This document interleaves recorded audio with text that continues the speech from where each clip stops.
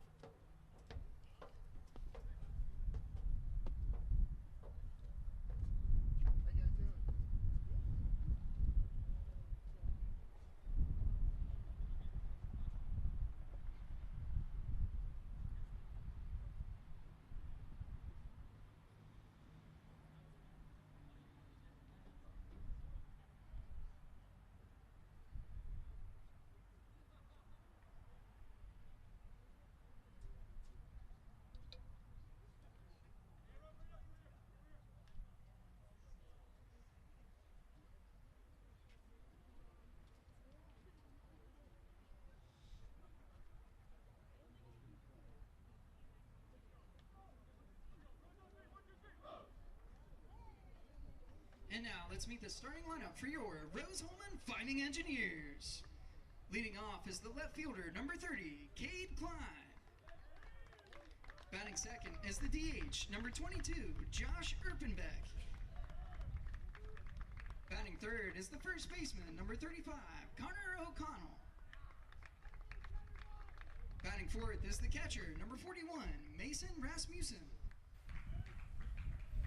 Batting fifth is the second baseman, number 10, Coulter Couillard-Rodak. Ladies and gentlemen, welcome to Art Neff Field for another season of Rose-Hulman baseball. Here as your Rose-Hulman Fightin Engineers take on the DePauw University Tigers in our 2024 home opener. At this time, we're meeting the starting lineups for the two teams, and then we'll have our national anthem before we get underway with the first pitch of our 2024 home season. And batting ninth is the center fielder, number 5, Garrett Lloyd. Pitching today for the Fightin Engineers is number 42, Brady Strawmeyer.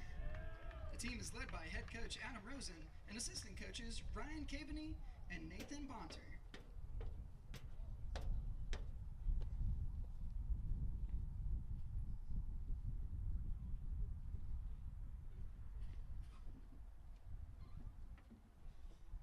And now we ask that you please join us as we honor America with the playing of our national anthem.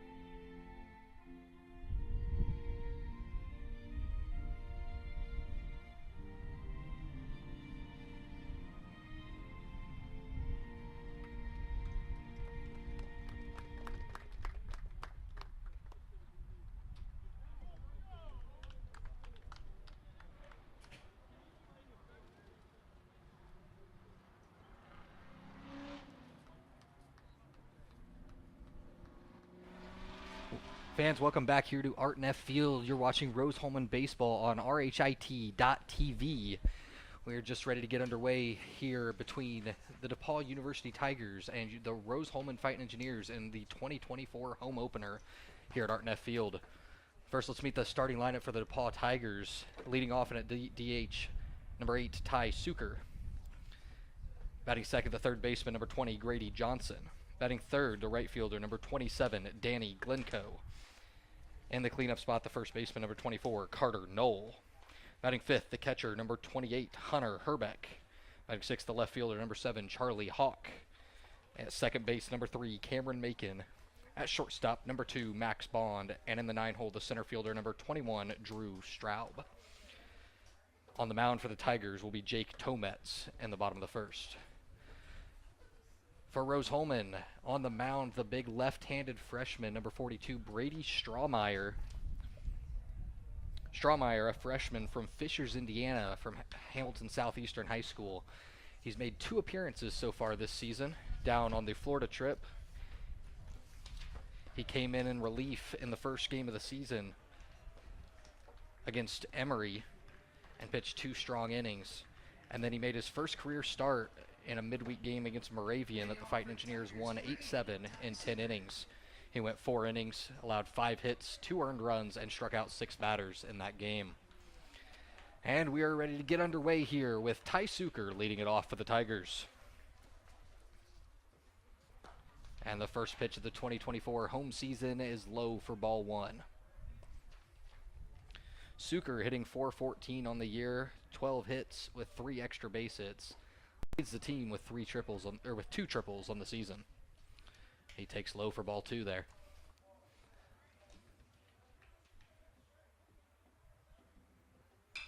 And he swings at that fastball, fouls it back into the parking lot for strike one. It'll be 2 balls, 1 strike.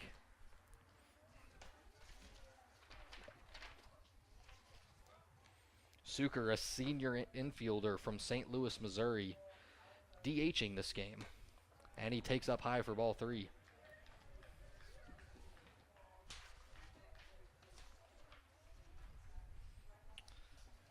Three and 1 here. And taken on the inside corner for strike 2, and that'll bring our count to full for the first batter of the game.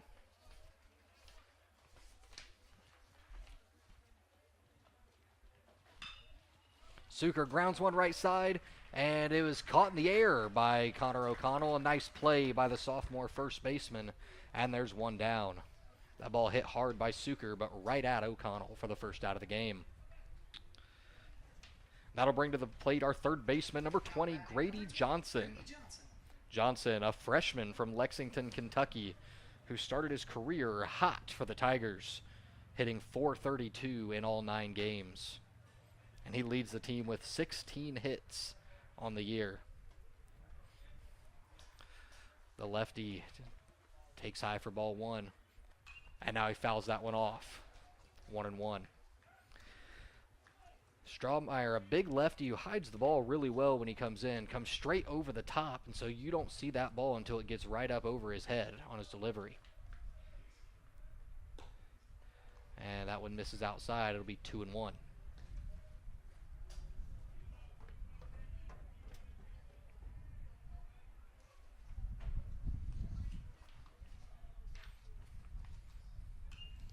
Fouled straight back, and it'll be 2-2. Strawmeyer leads the Fightin Engineers in strikeout to walk ratio this year at 4.0, with 8 strikeouts and just 2 walks in his 2 appearances. And Johnson digs in on the 2-2. And it's flared into center field. It's going to be right at Garrett Lloyd, just moving a little bit over to his right. And that'll be the second out of the inning. That'll bring up the 3-hole hitter, the right fielder, number 27, Danny Glimko. Glimko, another hot hitter for the Tigers this year, leading the team with 5 extra base hits, 4 doubles, and a home run, and 13 RBIs. Infield shifting over to the pole side here with Q-Yard Rodak just playing a couple steps to the right of second base. Fastball misses outside for ball 1. And that one catches the inside corner. 1 ball, 1 strike. Glencoe has also seen the ball really well this year, getting 6 walks and 3 hit by pitches for 1 free pass an inning. That one driven deep down the left field line. And hooking foul. That ball would have been gone if it stayed fair, but instead just a long strike. And Strawmeyer has him at 1 ball, 2 strike count.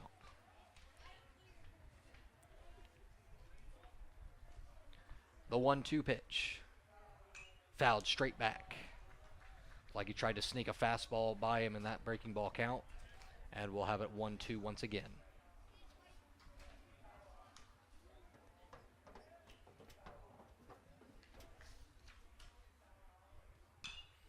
And fouled off once more into the parking lot.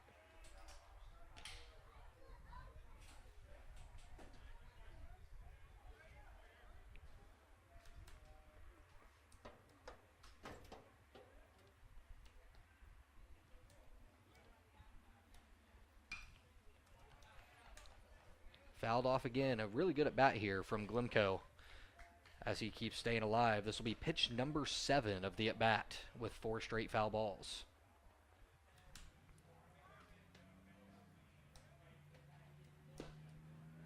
That one misses low. 2-2.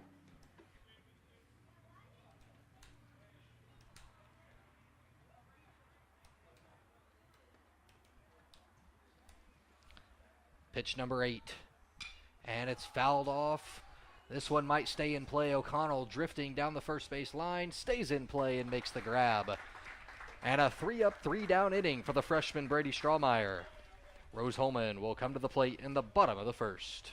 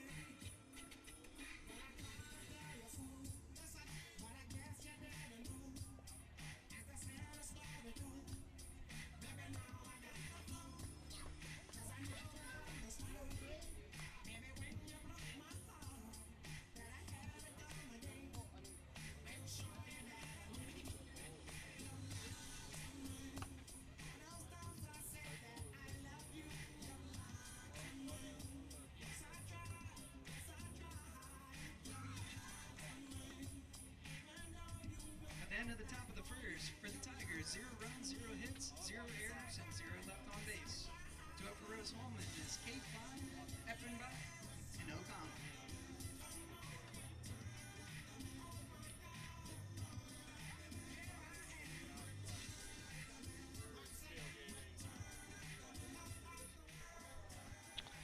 Welcome back to Art Neff Field here in the bottom of the first inning.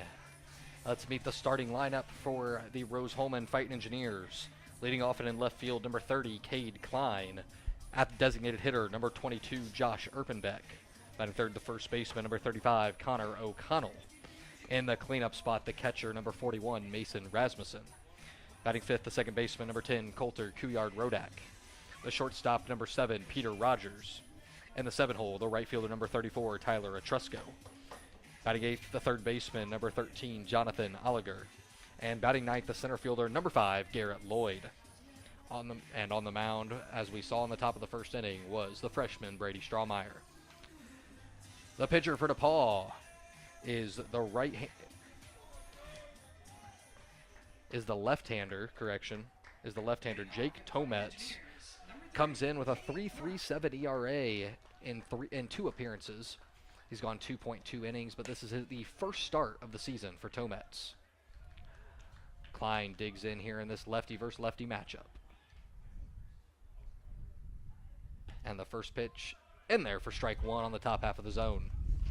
Klein has had a very good start to the season this year. And in the last game, he became the first Rose-Hulman player to hit for the cycle in a 5-for-6 performance against Houghton. That one misses outside for ball one. For Klein in that one, he started it off with a double in the first inning, a triple in the second inning, and got the home run to knock out the hardest 3 parts in the fourth, before knocking in a single to clinch the cycle in just 6 innings. That curveball misses inside for ball one, and it'll be 2-1. But not only has Klein hit the ball well and is leading Rose-Hulman in nearly every hitting category, he's also walked and seen the ball great with 7 walks in 8 games. And that one he chops right in front of the pitcher. Tometz makes the play, shovels over to first, and there will be 1 down.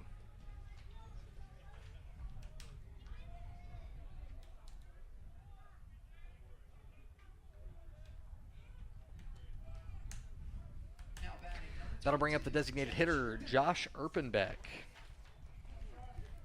Erpenbeck, a senior from Clayton, North Carolina, was a pitcher for the first 2 years.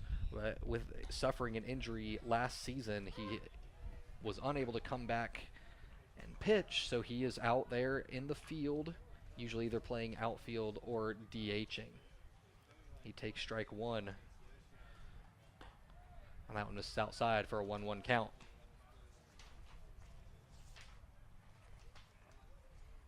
Erpenbeck hitting .444 on the season and just 9 at-bats. Sees that one inside for ball 2. Rose-Hulman looking to see some pitches here, it seems, as Erpenbeck digs in.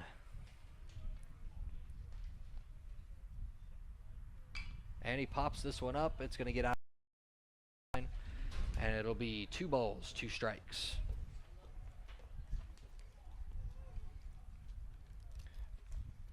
Tometz has done a good job on the mound this year. 2 2/3 innings, just 3 hits allowed, and only 1 walk to his 2 strikeouts. His 2-2 curveball misses inside, and that'll bring the count full here on the second batter of the game. Wind blowing dead out to center field and left center, so we could see a high-scoring ball game here. But these 2 left-handed pitchers look to be dealing early on. Although that one misses outside for ball 4, and we'll see our first base runner of the game. And that'll bring up the first baseman, Connor O'Connell. O'Connell, a sophomore from Fort Myers, Florida.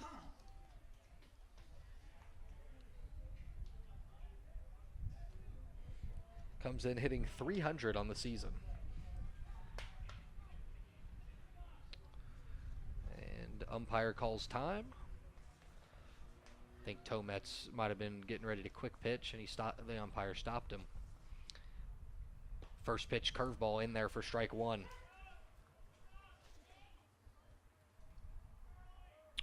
Erpenbeck, 2 for 2 on stolen bases this season. The whole Rose-Hulman team has been a threat to steal, with 6 different players recording a stolen base. O'Connell checks his swing, fouls it off, and just like that, it's 0-2.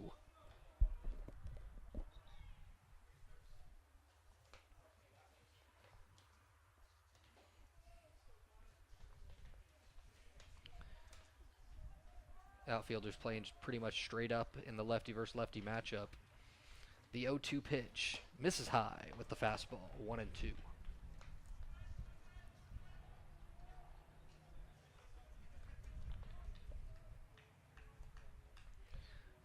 Erpenbeck leads off first. Got a pretty big lead, throw over, and it's not in time.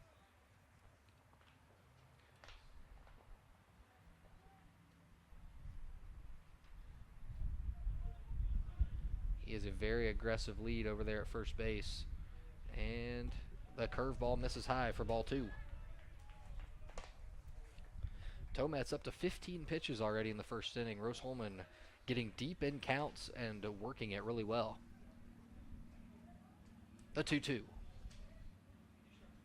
And he gets O'Connell to chase in the dirt for the first strikeout of the game for Tomets. That'll bring up the catcher, Mason Rasmussen.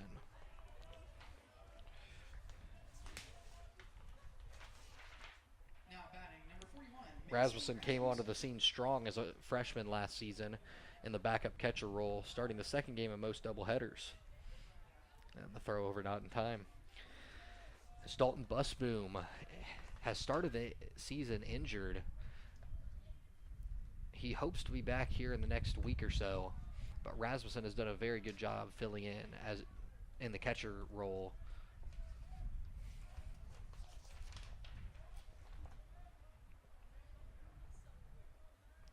He's appeared in 6 games this year, batting .300, and that one misses outside, ball 2. 2-0.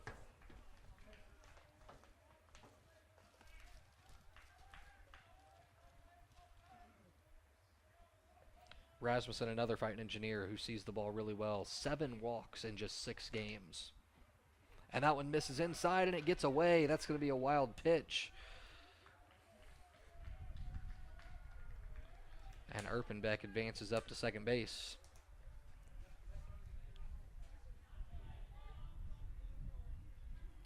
The 3-0 count. We'll see if Rasmussen has a green light here in the 4-hole to try to drive home this first run of the game. And it's going to miss outside. Ball 4. 2 runners on for Rose-Hulman.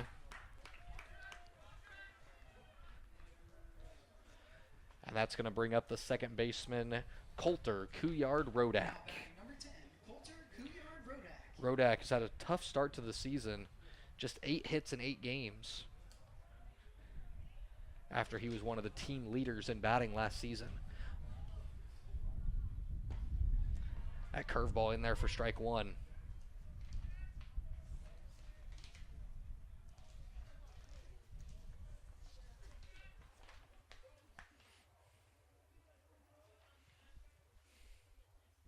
And that one driven deep to right center field. Center fielder going back, and it's going to hold up just shy of the warning track.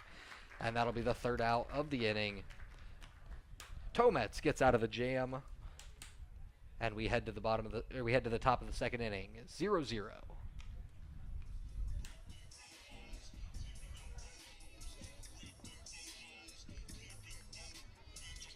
At the end of the bottom of the first, for the Engineers, 0 runs, 0 hits, 0 errors, and 2 left on base. 2 up for the Tigers. Number 24, Carter Noel. Number 28, Hunter Herbeck. And number 7, Charlie Hoff.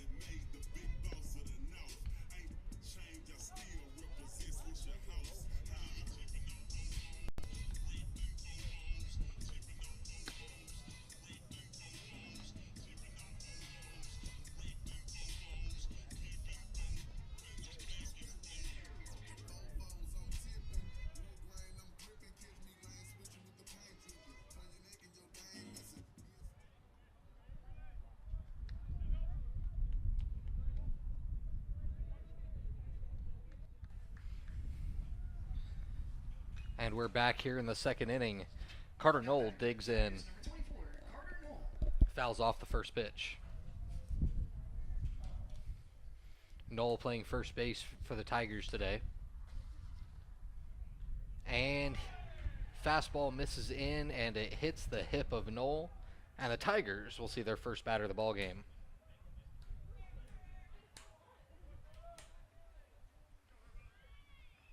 Now batting number 28, Hunter Herbeck.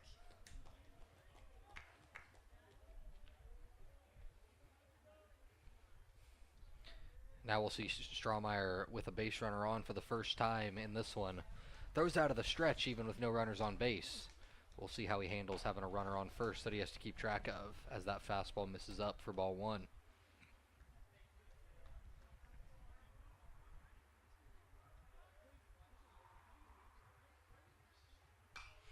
That one fouled down the first base line and out of play. 1-1. Carr's in the danger zone with that one. The 1-1 to Knoll. Correction, the 1-1 to Herbeck. And it's in there on the outside corner, 1-2. Hunter Herbeck hitting just .233 on the season, but he's been a staple behind the plate for the Tigers this year.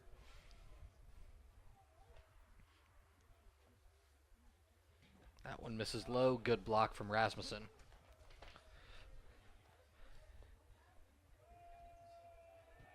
Herbeck's been a little prone to the strikeout this year with 10 in 8 games. And the 2-2 fouled back.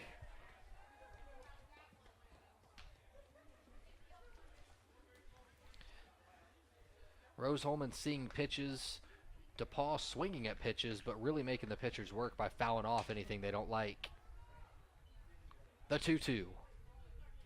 And it's driven into right field, and it's going to get down to Etrusko, and just like that, Tigers have 2 on with nobody out.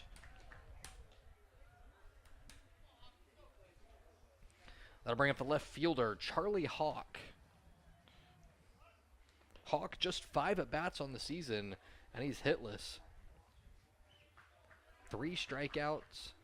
Now batting number 7, Charlie 1 walk, 1 hit by pitch in his 7 plate appearances.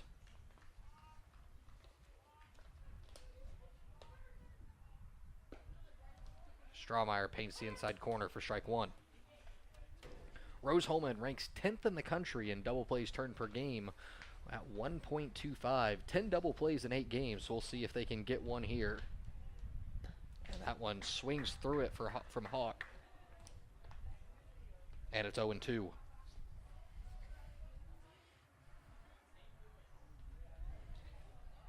See if Strawmeyer goes right at him here after he was well behind that fastball, and he does. Hawk gets a piece of it, fouls it down the first base line and out of play. And we'll see the 0-2 once again.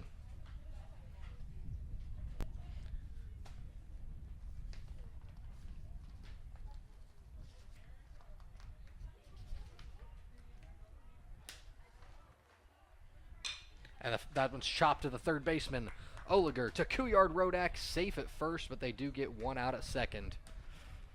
Hawk, he shows off his speed there as he's able to get down the line.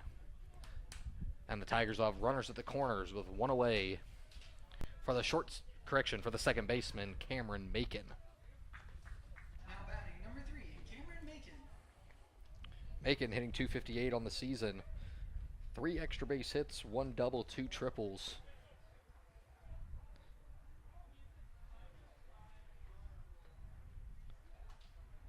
And he fouls off the first pitch just behind the fastball.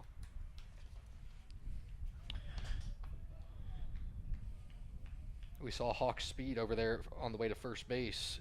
This is only the 3rd time he's reached base this season.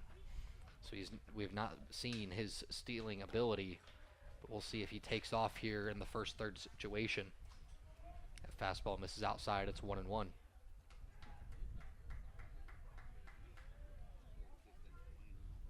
And Hawk takes off, and it's a hit and run. He fouls off that fastball, and it'll be 1 ball, 2 strikes. Head coach Adam Rosen sending in the new first third signal. Rosen in his 3rd season at the helm for the Fightin Engineers. came over after after his time as an assistant at Washington University in St. Louis. And that one chopped up the middle. Rogers fields to Couillard Rodak, throw to first, and he turns the double play. Engineers get out of it. 11th double play of the season for Rose-Hulman, and DePauw leaves the runner on third. We'll head to the bottom of the second, due up for Rose-Hulman.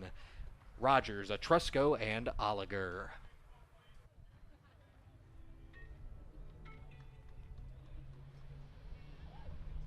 After the end of the top of the second, the Tigers have no runs, 1 hit, no errors, and 2 left on base. Due up for the Engineers is number 7, Peter Rogers, number 34, Tyler Etrusco, and number 13, Jonathan Oliger.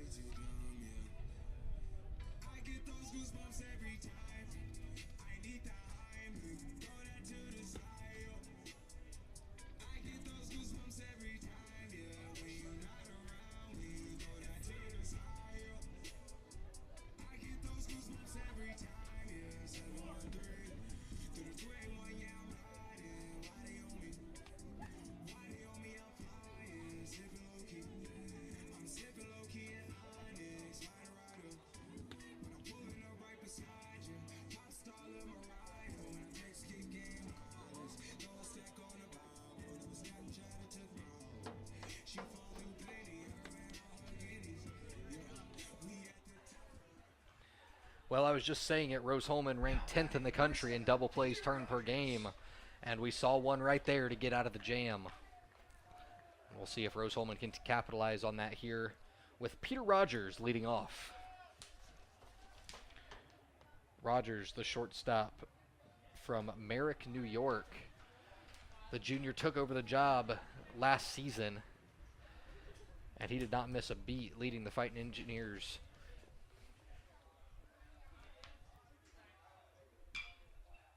But he struggled this year a bit. He fouls this one down the right field line. It drifts foul. He's had a rough start to this season with just 5 hits and 34 at-bats. But that's even including his last game out, in which he had a 2-home run performance against Houghton. That one misses low for ball 2. Rogers stepped up in the 3rd inning and hit a 3-run shot down the left field line. And then the next inning, he did it again with a solo home run, the 2nd multi-home run game of the year for the Fightin Engineers. And he sees that one low for ball 3.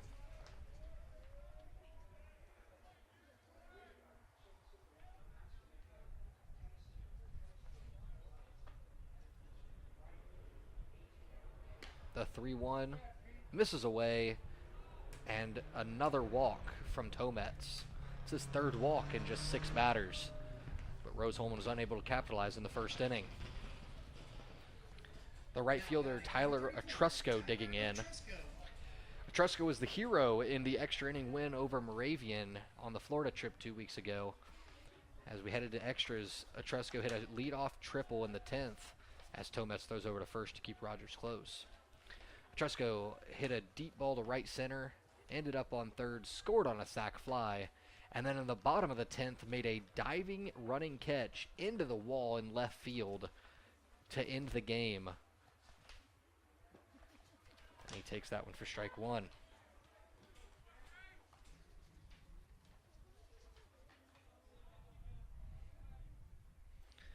That being said, Etrusco has struggled this year, just 2 for 14. And Tomets throws over to first. Rogers back in time. Just 1 stolen base on the season for Rogers in 1 attempt.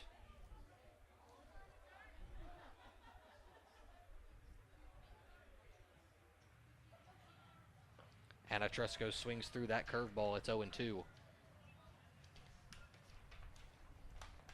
Tyler Etrusco, a junior from Olathe, Kansas. The 6'4" righty did not get much playing time last season, but he's seen a good amount at the start of the 2024 year. The 0-2 misses in, ball 1.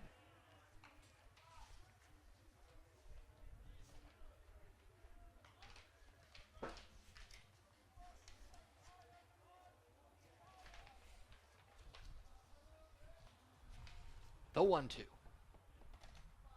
Misses low, and that's going to be another wild pitch as Rogers advances up to second base. Second wild pitch of the game for Tomets, and Rose-Hulman has a runner in scoring position for the second straight inning.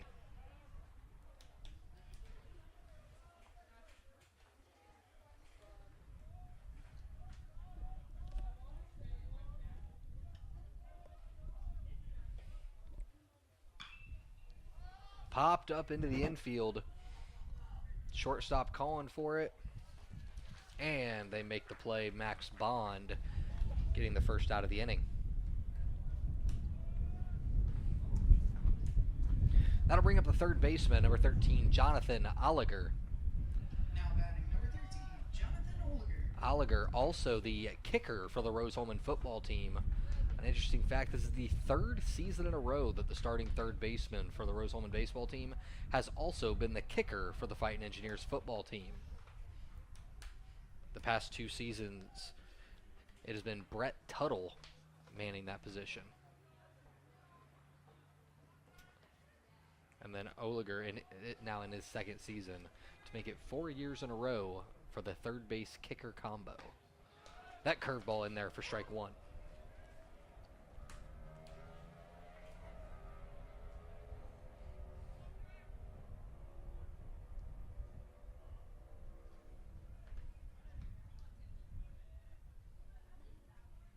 Another curveball misses up and away, 1-1.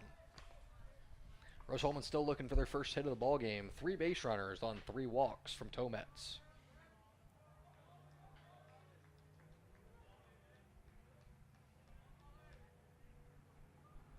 And Oliger swings through that fastball. It's 1-2. Chase that one. Haven't seen that much from Rose-Hulman today, as they've seen the ball pretty well so far. The 1-2 from Tomets. And it misses in. Great stop by Herbeck to keep that in front of him and keep Rogers off third base. That was a fastball that he just spiked into the right-handed batter's box. Somehow Oliger got out of the way, and Herbeck making a great block behind the dish. Now the 2-2. And that one misses away, ball 3. A good eye there from the Fightin Engineers.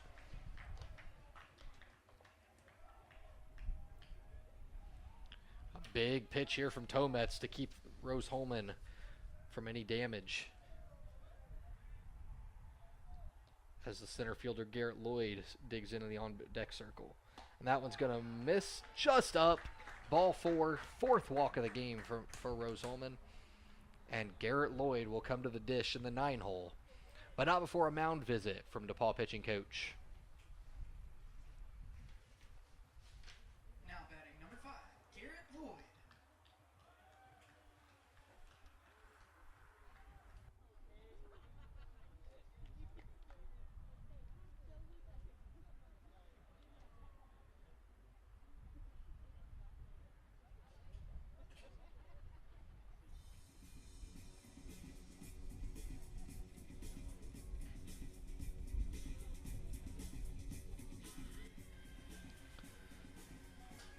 Pitching coach for DePauw out to try to calm down Tomets after his 4th walk in just 8 batters. A little look at Rose-Hulman's season thus far. They went down on their spring trip 2 weeks ago. Opened up with a 3-game series against the Emory Eagles in Atlanta. Rose-Hulman won the first game of the doubleheader on Saturday before dropping the second game 11-6. And then fell in the 3rd game of the series to drop the 3-game series. However, they bounced back with a pair of wins against Dubuque and Moravian. Dropped 2 games to Grove City before finishing it off with their 12-5 win over Houghton. Tomets misses away with his first pitch to Lloyd. It's 1-0.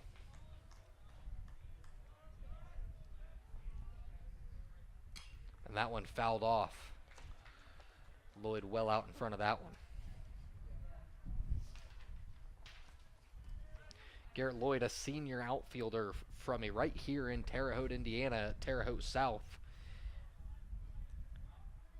He's one of 3 Terre Haute natives on this Rose-Hulman baseball team. Lloyd squares the bunt, but it misses away, 2-1. Other Terre Haute natives include the leadoff hitter that's on deck right now, number 30, Cade Klein, as well as a freshman pitcher, Camden Judson. And that one misses away. It's ball 3. We might see some action in the Tiger bullpen coming up soon, as Tomets looks to be struggling with his command. The 3-1 pitch to Lloyd. And that one fouled off. It'll be another full count worked by this Rose-Hulman offense. Lloyd hitless so far this season. In fact, he's 0 for 4 with 3 strikeouts in his 4 plate appearances.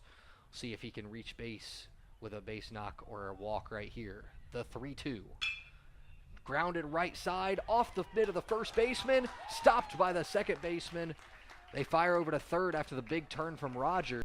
But that is going to be an infield single for Garrett Lloyd, his first hit of the season. And just like that, they're loaded with 1 away for the dangerous Cade Klein.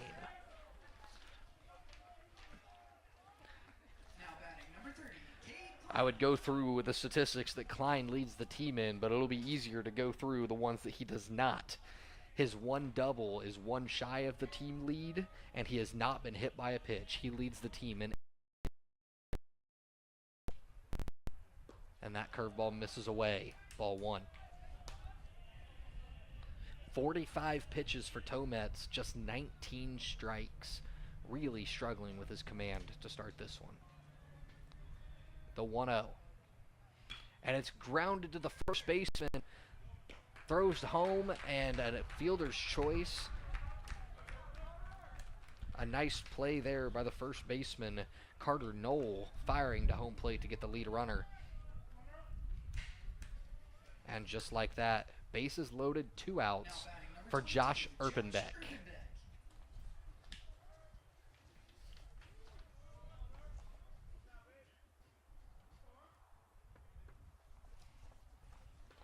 Erpenbeck stands in. He fouls the first pitch off. Strike 1.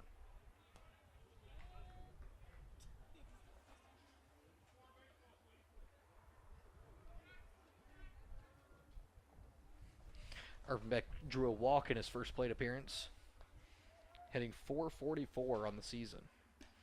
That one misses away for ball 1.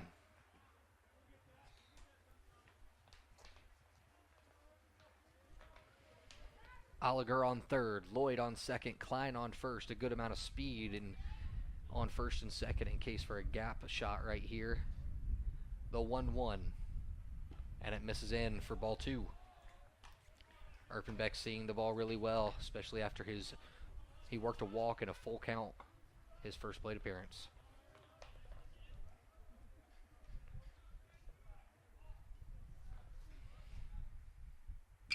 And Erpenbeck's going to sky this one into right field.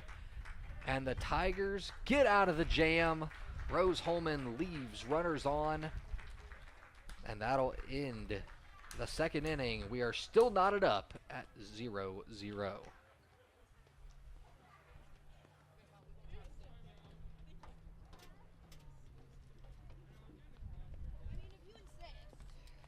then at the bottom of the second, the Engineers end up with 0 runs, 1 hit, 0 errors, and 3 left on base. Due up for the Tigers is Bond, Straub, and Suker.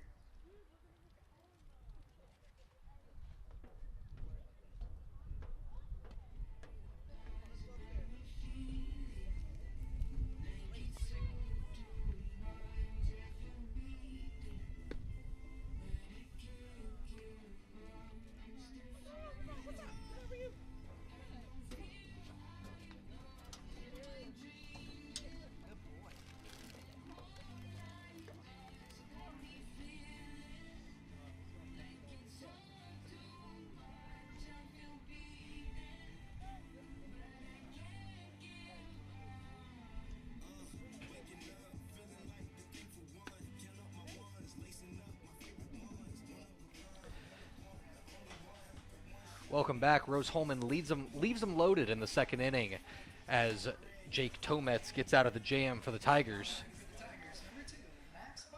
Leading off in the third inning for DePauw, Max Bond, the shortstop.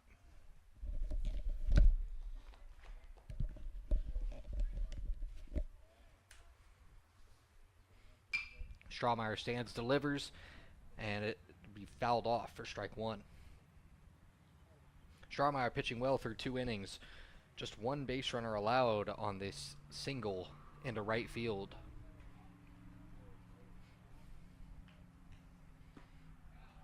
That one misses in for ball 1.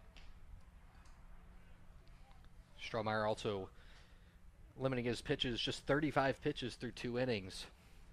He only went 4 in his first start of his career. But he seems to be on pace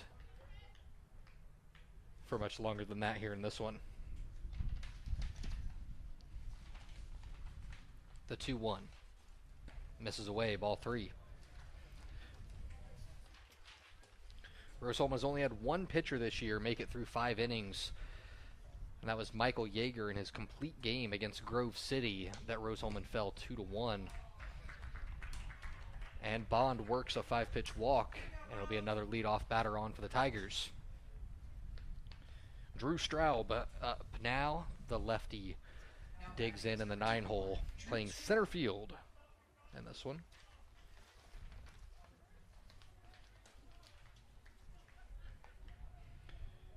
Straub hitting .269 on the season.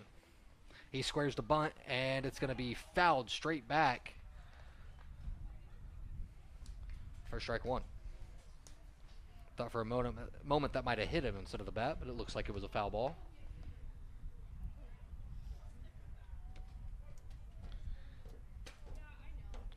Just 7 hits on the season for Straub, 1 extra base hit, a double, and just like that, he's down 0-2. Bond over at first base, 3 for 3 in stolen bases for the Tigers, leading the team. We'll see if he takes off at a running count at 0-2. He stays put. It's in the dirt. Rasmussen blocks it, but Bond showing off the speed, getting a good jump, and getting to second base on the wild pitch. That'll be another runner in scoring position for the Tigers.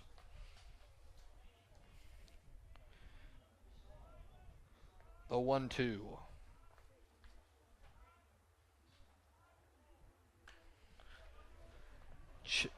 Chopped right off his hands, and that is going to be an infield single.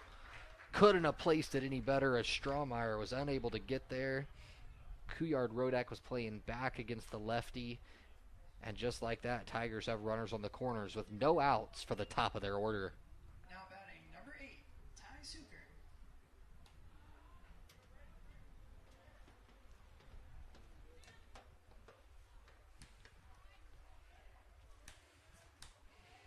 Ty Suker stands in. Takes strike 1 down the middle.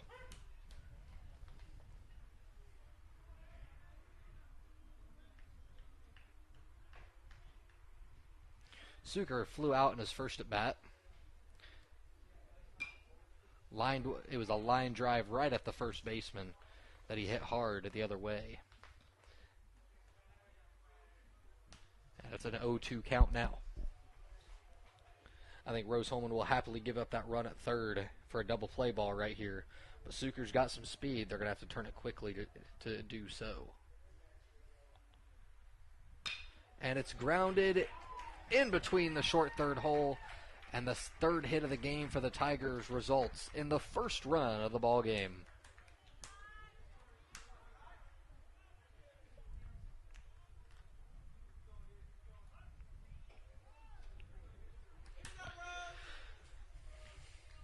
Now batting is number 20, Grady Johnson. 2 on, no out, and it'll be the 2-hole hitter, Grady Johnson, the third baseman.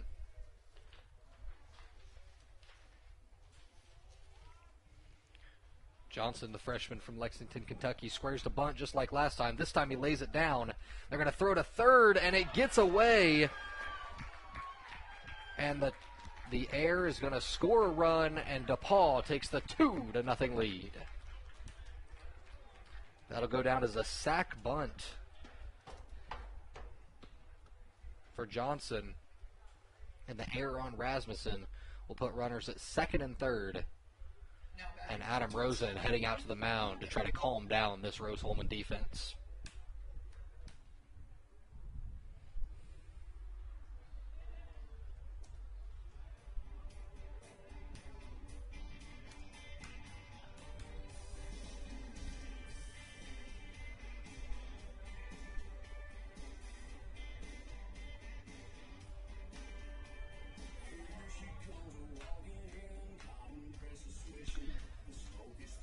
Errors have been something that have killed this Rose-Hulman defense so far this season. With a fielding percentage of just .948 coming in.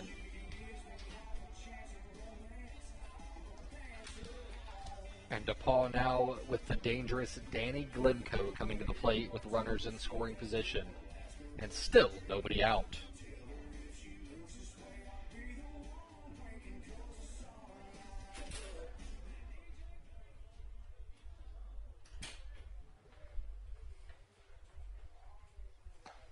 Glimko takes high for ball one.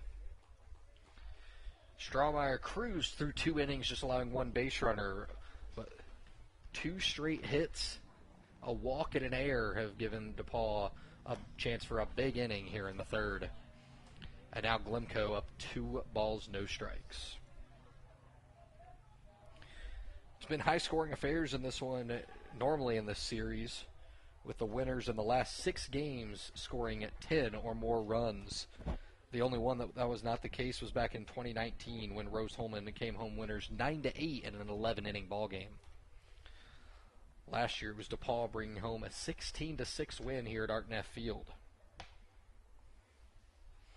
The 3-0 to Glimko. Misses high, and it's a 4-pitch walk. And that'll load him for Carter Knoll, the first baseman.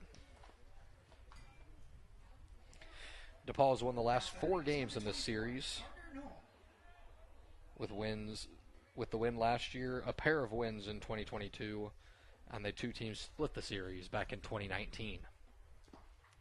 Another one misses away, and that's ball 1. Strawmeyer really needs to find the strike zone here after 5 straight balls.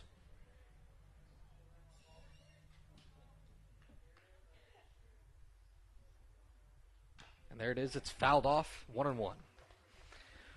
Rose-Hulman looking for a ground ball here that they can turn to and limit the damage here in the third.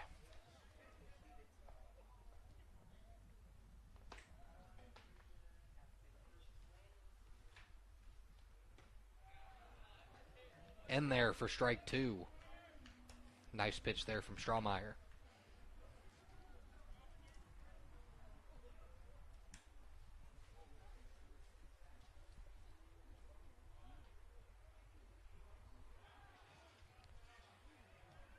That one swung on and missed for strike 3, the first out of the inning. And that'll bring up the catcher, Hunter Herbeck. Again, a double play gets you out of the inning right here, and Rose-Hulman ranking top 10 in the country, and double plays turned per game. Looks like the corners will stay in to get the out at the plate, but the middle of the infield playing double play depth. Herbeck grounds up the middle to Rogers, to Couillard-Rodak, on to first, the second double play of the game. Rose-Hulman limits the damage and gets out of the inning. DePauw does lead 2-0 as we head to the bottom of the third.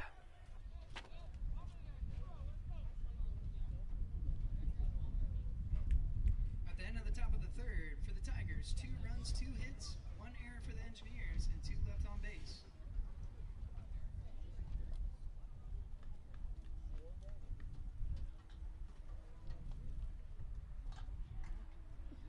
2 up for the Engineers is O'Connell, Rasmussen, and Couillard-Rodak.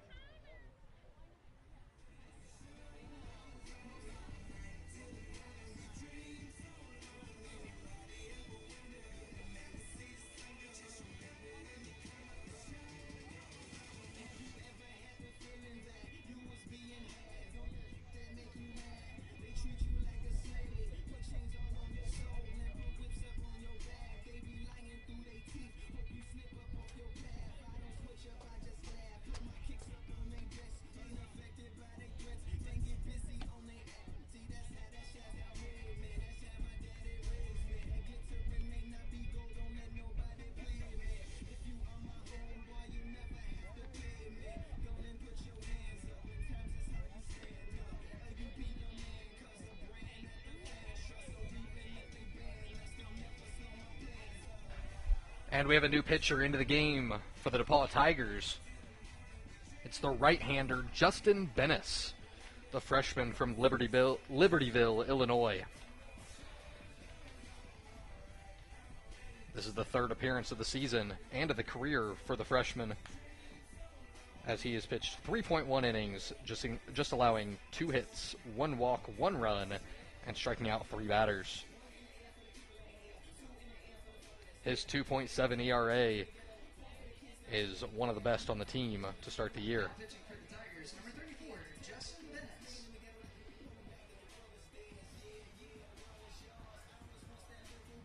Jake Tomets pitched all right, didn't allow any runs, which is all that matters.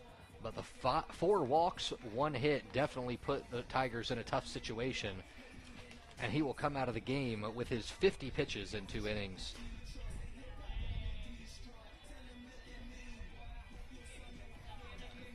Leading off here in the bottom of the 3rd inning for the Fightin Engineers, the first baseman, Connor O'Connell.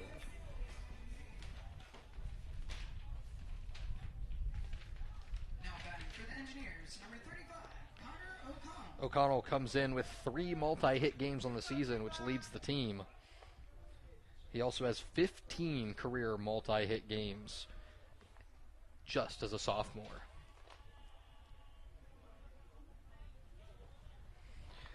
O'Connell digs in and chops one to the right side, throws on to first, and it's a nice play by the shortstop for the first out of the inning.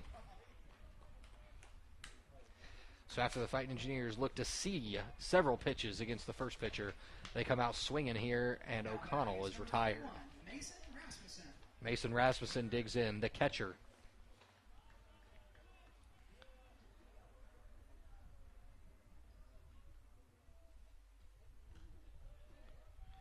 Rasmussen walked in his first at bat, and he sees ball 1 here.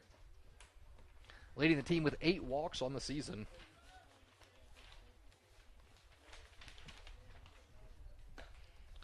And that one in the zone for strike 1. Rasmussen comes into this game with a team-high hit streak at 5 games. It's the longest hit streak of anyone this season for the Fightin Engineers. That curveball misses high. He is also on a 6-game on-base streak as well. The leader for Rose-Hulman in current on-base streak dates back to last season is Dalton Busboom at 31 consecutive games. Busboom has yet to play this season due to injury. But Rasmussen, the current active streak at 6 this season. The 2-2 delivery. And it misses up, and it'll be a full count. Rasmussen worked it full in his first plate appearance as well.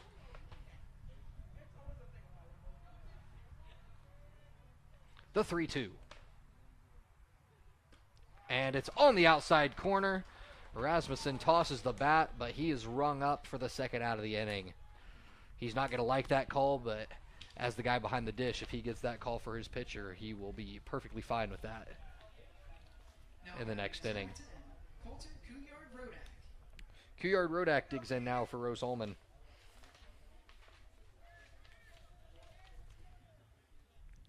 The senior second baseman from Lafayette, Colorado.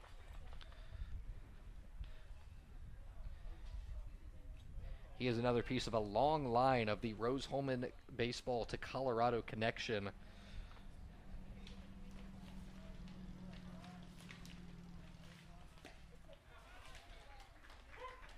As the Fightin Engineers have 2 other players from Colorado on the ball club, including Skylar Wilcox, a relief pitcher from Centennial, Colorado, and Rylan Hickson, the backup catcher from Fort Collins. That one misses high for ball 1. It'll be 1-2.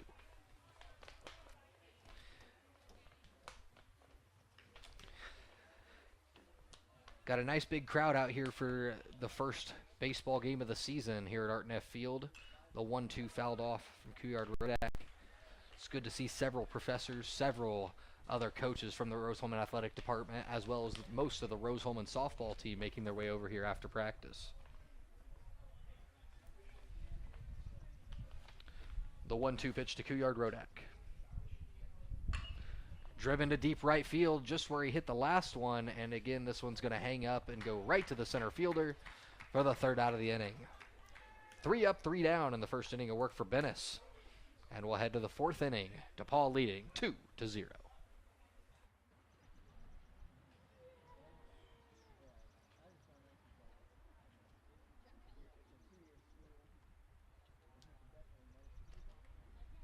At the end of the bottom of the third, no runs, no hits, no errors, and no one left on base. Due up for the Tigers is Hawk, Macon, and Bond.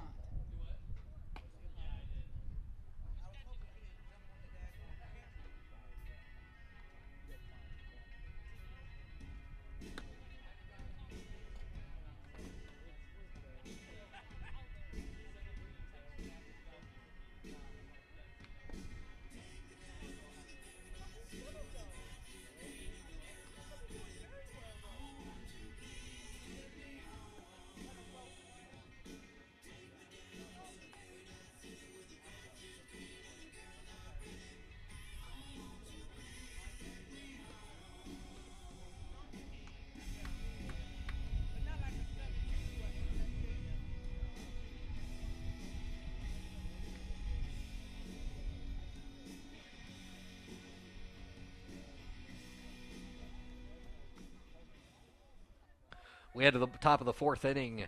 Leading off for the Tigers is the left fielder, Charlie Hawk.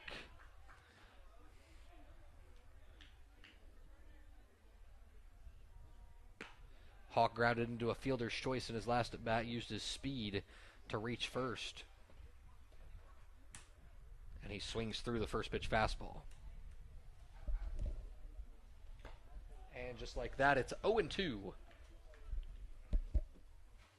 Strawmeyer's come back fighting pretty hard here after a rough top of the third inning. He recorded 3 straight outs, and now he has Hawk 0-2, misses low. It'll be 1-2.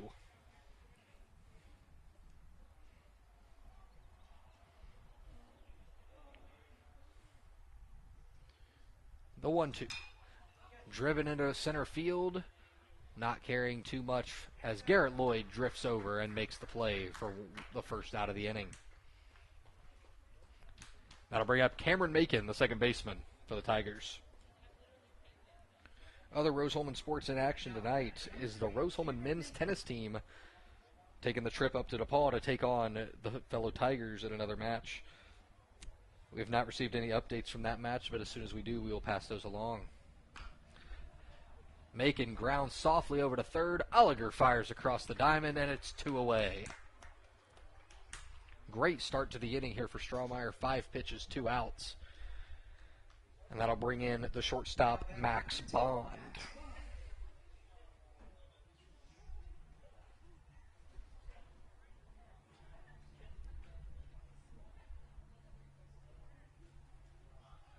Bond squares, pulls back, strike 1.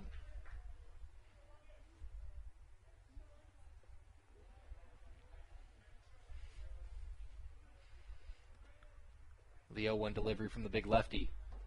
And he wanted it, and he's going to say he did swing, and it's 0-2. A lot of movement on the fastball from Strawmeyer, and it showed right there. As Bond expected that pitch on the outside corner, it just ran right off the plate. The 0-2, they look to paint the same spot, and it just misses away. 1-2.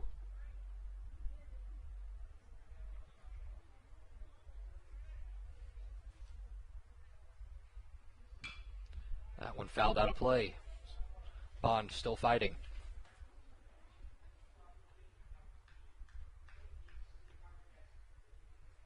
Bond walked and scored in his first plate appearance.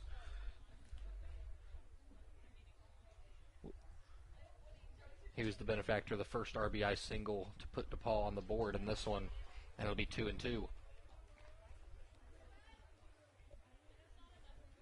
Bond, a freshman from Zionsville, Indiana. Several freshmen starting for this DePauw ball club, including the whole left side of that infield with Bond at short and Johnson at third.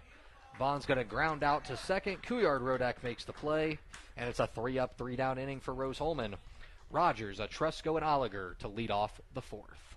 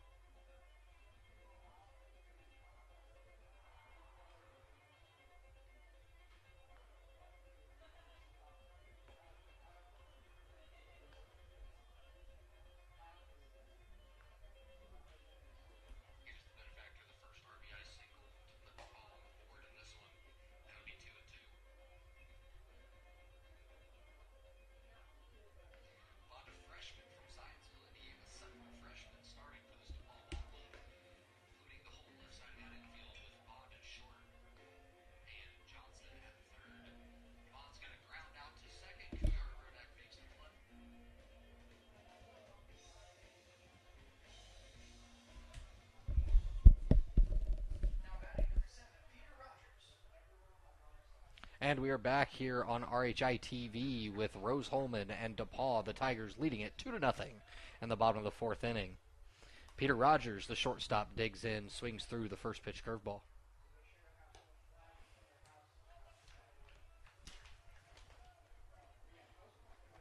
Rogers, the junior from Merrick, New York, coming off a 2-home-run game against Houghton, and he's looking to start off this 4-game home week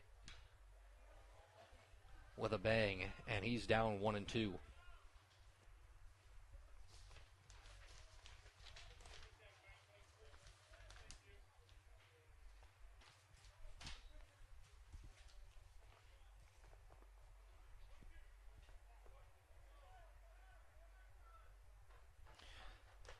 The 1-2 misses away. Rose-Hulman comes in just 1-4 when their opponent scores first. They're 3-0 when they're able to put on the first run of the game, so they're going to have to overcome this 2-run lead for the Tigers. The 2-2. And it's grounded foul right at the Rose-Hulman dugout. None of the players able to make the play. It'll be 2-2. Venice coming off a 3-up, 3-down first inning on the mound. Looking to do the same here in the second. And that one misses low. Ball 3.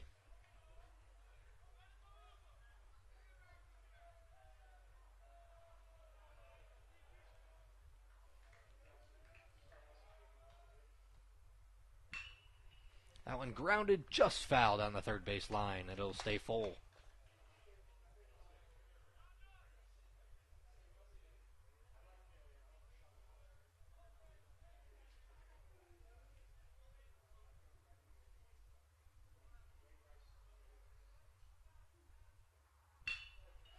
Rogers rips one right at the third baseman, but Grady Johnson makes the play.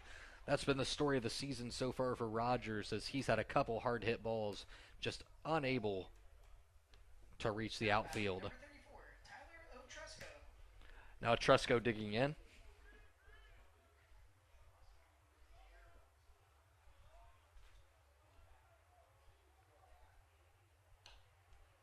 That one misses away for ball 1.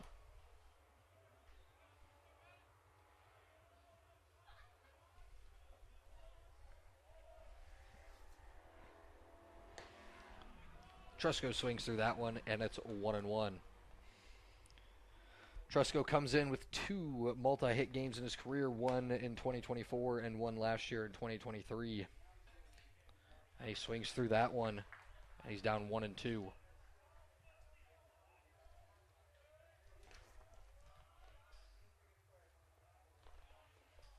The 1-2 delivery from Bennis. Trusco just gets a piece, fouls it down the line, out of play.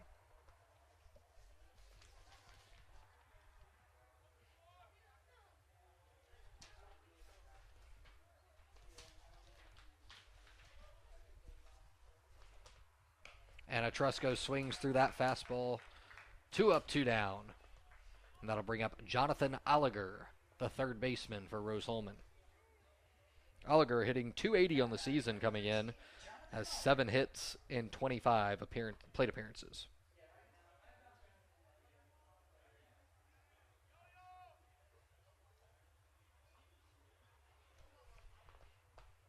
Oliger grounds one up the middle, and it's going to be played by the second baseman. And another 3 up, 3 down inning as we are cruising here through 4 innings.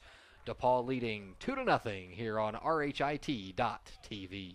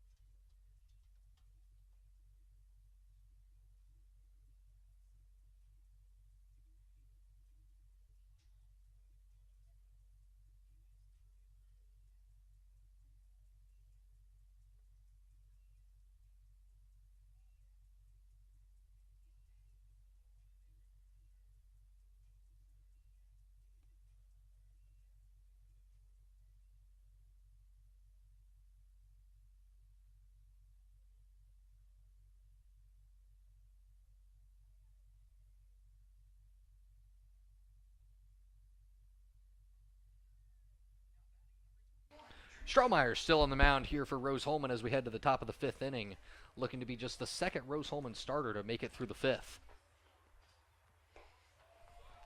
And Straub swings through the first pitch, strike.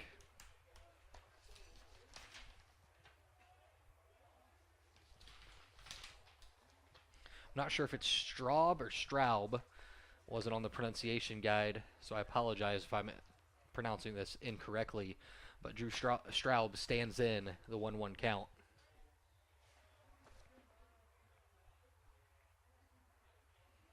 Straub laid down the sack bunt in his last appearance. Chops one to first. Brady chopped one to the pitcher, and Strohmeyer makes a nice play off the mound, going to his right, turning, and making the play at first base. Showing off a little athleticism there for the pitcher. Now batting, number 8, Ty Suker. And that'll bring up the leadoff hitter, the designated hitter, Ty Suker.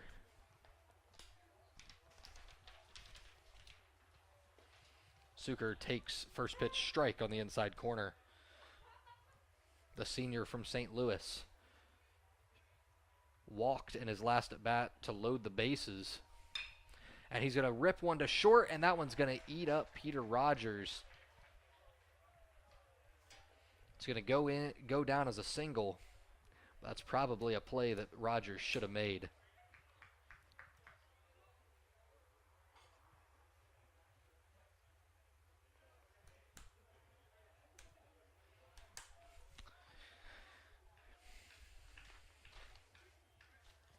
Now the little speed here on first base for the Tigers with Suker. Grady Johnson at the dish fouls off the first pitch.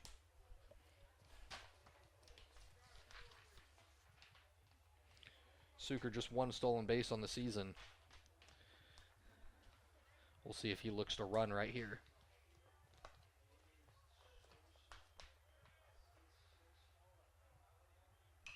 That one fouled off again. 0-2.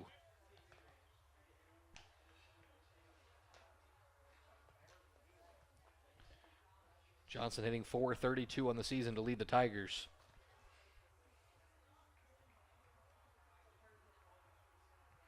He's 0 for 1 in this one. He's going to stay alive, just getting a piece of that one.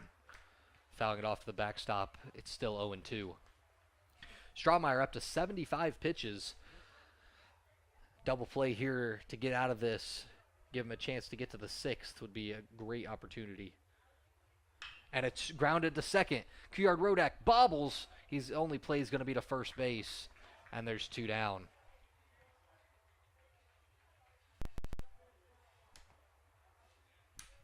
That was another double play opportunity. I'm not sure if they would have gotten him with the speed over there from Johnson.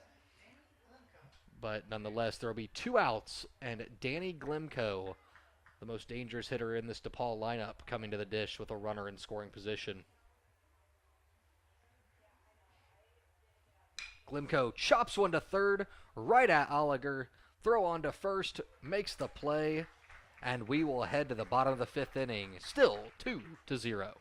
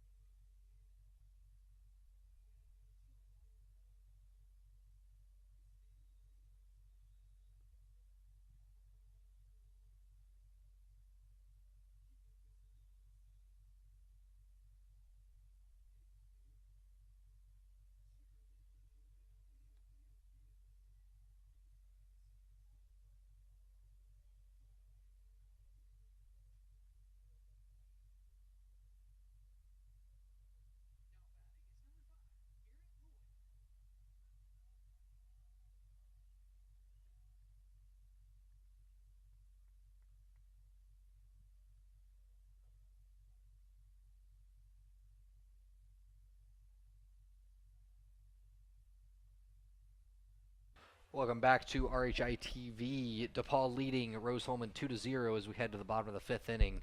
Garrett Lloyd stands in now. That one misses away. It'll be 1-1. Justin Bennis has looked very good through 2 innings on the mound, as he has not yet allowed a base runner. Back-to-back 3-up, 3-down innings. That one misses away. It'll be 2-1. If Rose-Hulman can get this leadoff batter on to the top of their order, it'll be a good chance to get back in this ball game. That one in there for strike 2.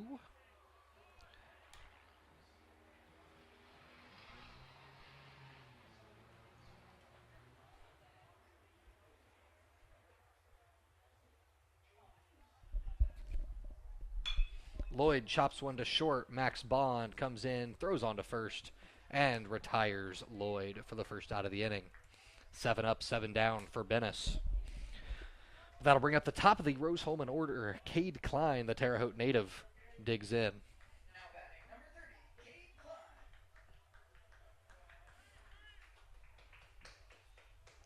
Klein leading the Rose-Hulman in hitting this season, as I've mentioned before, but he's 0 for 2 in this one. And that one's going to miss low for ball 1. He's reached base in 7 of the 8 games of the season for the Fightin Engineers.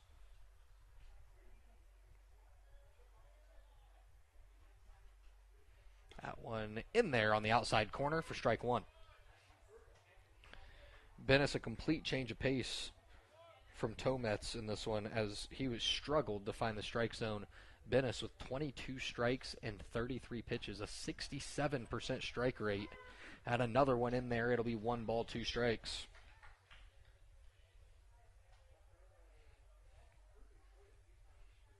Rose-Hulman just 1 hit in this game, really looking to get the offense going here. And Klein swings through that one, and he'll be retired. 2 down. Josh Erpenbeck stands in. Bennis looking for 3 consecutive perfect innings against this Fightin Engineer lineup.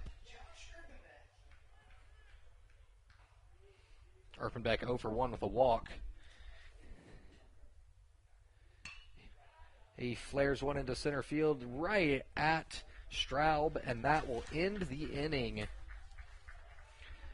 3 perfect innings for Justin Bennis and the Tigers. And we head to the 6th inning. Still 2-0, DePauw.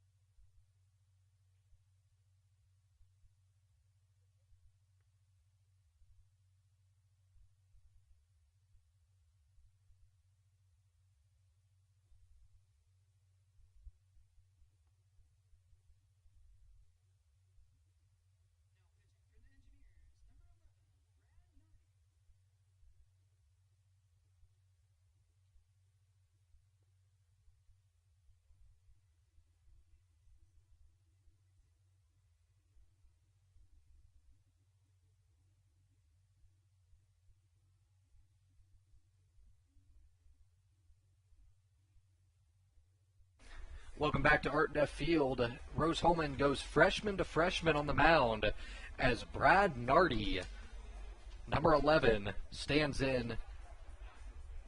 Nardi, a freshman from Avon, Indiana, went to Covenant Christian High School. He's played a little bit of outfield this season, and he's also pitched for the Fightin Engineers. This will be his 3rd appearance of the season. He's gone 5 innings, allowed 5 hits, and 2 earned runs. However, he has had some command issues with 6 walks in 5 innings. He has struck out 6 batters in those same 5, but he's going to have to limit the free bases here if he wants to keep Rose-Hulman in this ballgame. does have a 3.6 ERA on the season.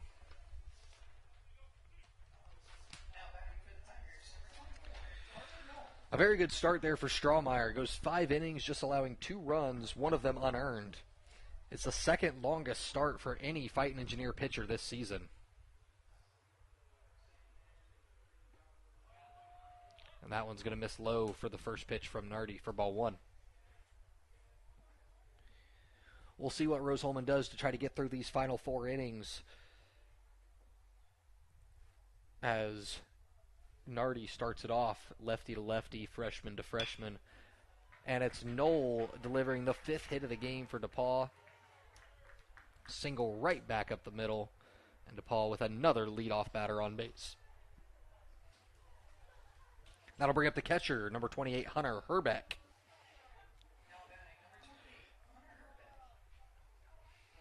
Nardi, like I said, has had a couple up and down appearances. Had the second most walks of any pitcher in an appearance this season, with 4 against Moravian. But he's also had 3 strikeouts in both of his appearances, which are the most of any relief pitcher on the team this season, joining Charles Schneider, who also had 3 in his game against Emory.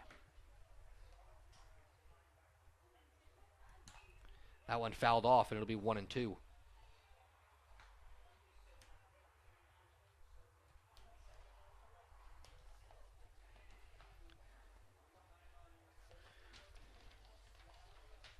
Herbeck 1 for 2 on the day.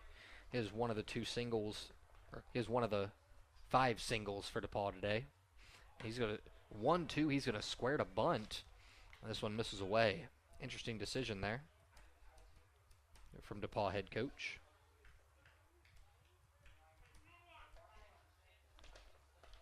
Correction, it is 2-1.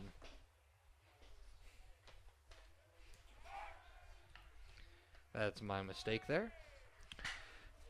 And they're going to call a balk there on Nardi. And Rosen coming out to get it for a chat to try to figure out what his freshman did for the balk.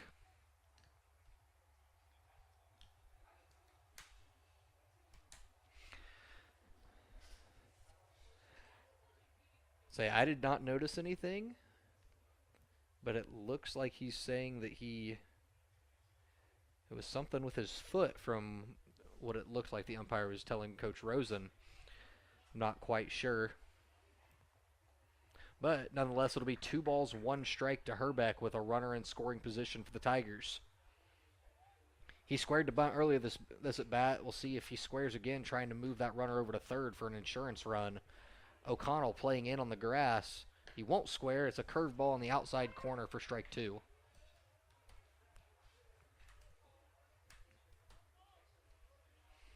Two balls, 2 strikes to Herbeck.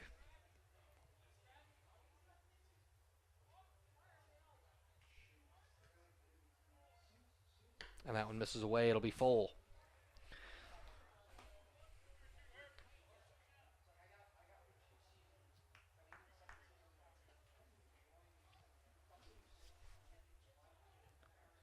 We'd said Nardi has struggled with a little bit of command this season. Be big to not walk this batter here, and he gets Herbeck to chase the high fastball. 1 down. A nice 6-pitch at bat there from the catcher, but he goes down swinging.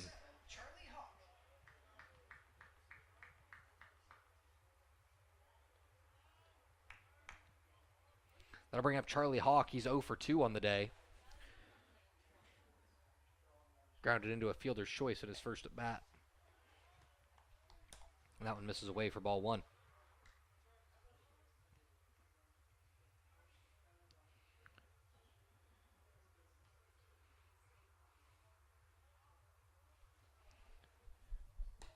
And misses away for ball 2.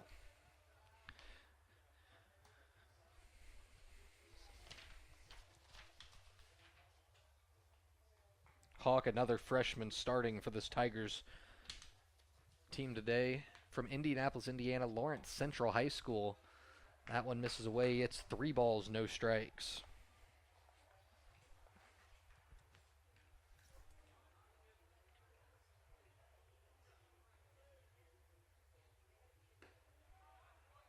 That one in there for strike one. Hawk started walking over to first base, but it'll be in there. Ump will tell him to come on back. 3 balls, 1 strike.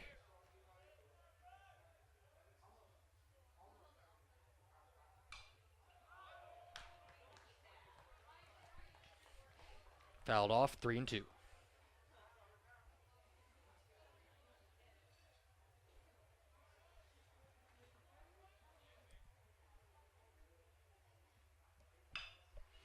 This one grounded foul. Third base coach tries to make the play, but it's off his hands. Gets a little booze there from the DePauw dugout. They expect their coach to be able to make that play. And it's 3-2. And it misses away. A Hawk reaches, and it's 2 on, 1 out for the Tigers. And that'll be the senior second baseman Cameron Macon coming to the dish. Now batting is number 3. The senior from St. Louis, Missouri, Kirkwood High School. Digging in, Rose-Hulman has turned 2 double plays already today, looking for a third to get out of this jam.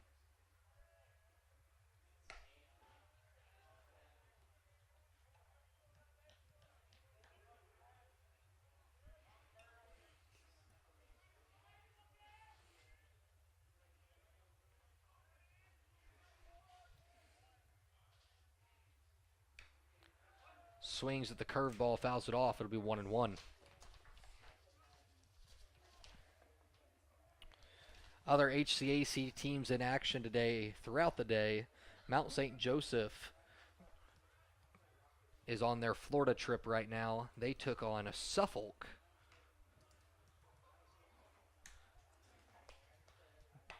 The 1-1 in there for strike 2, and it's 1 ball, 2 strikes.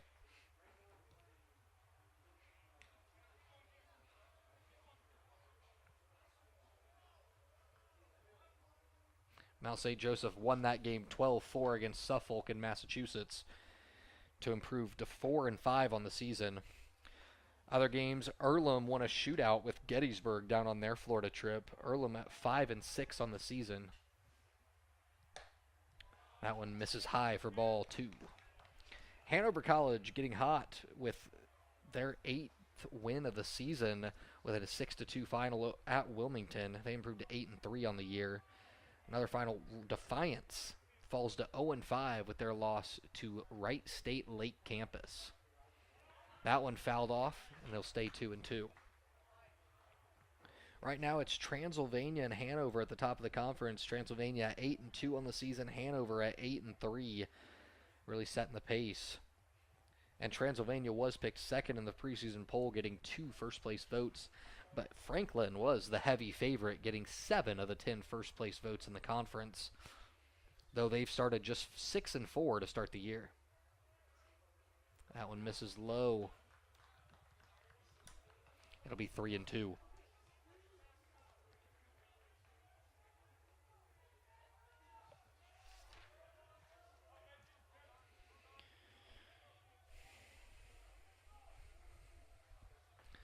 The 3-2. Struck him out. Nice pitch there from Nardi. And there's 2 down. His second strikeout of the inning. Sits down the senior.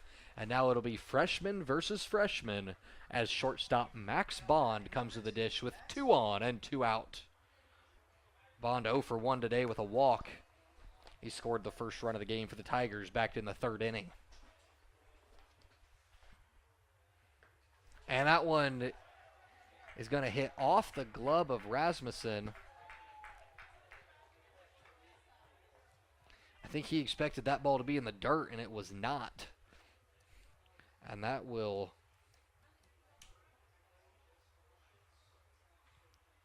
allow the runners to advance to 2nd and 3rd.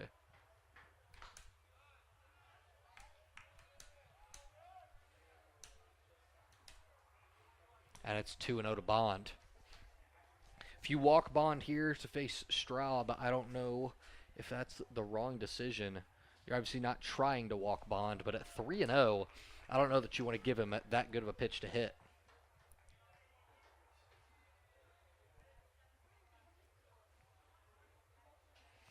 Drew Straub had the sack bunt that was thrown into the outfield, and he does have a hit today.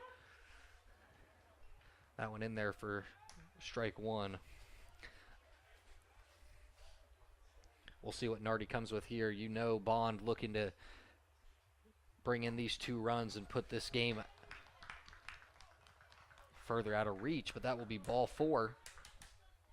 And that'll load the bases for Drew Straub, the junior center fielder, but not before pitching coach Ryan Caveney is going to come out to have a quick chat with the freshman.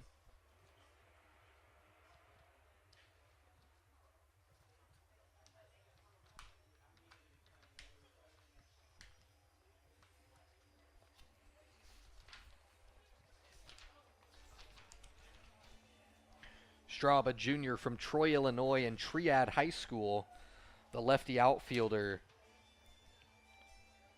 has had 26 at-bats on the year, 7 hits.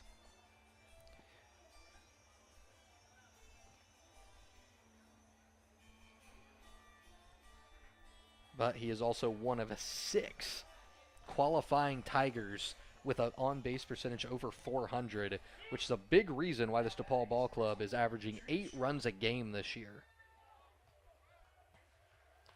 And Straub stands in lefty versus lefty with a base hit. He could really put this game on ice. That one misses away, ball 1.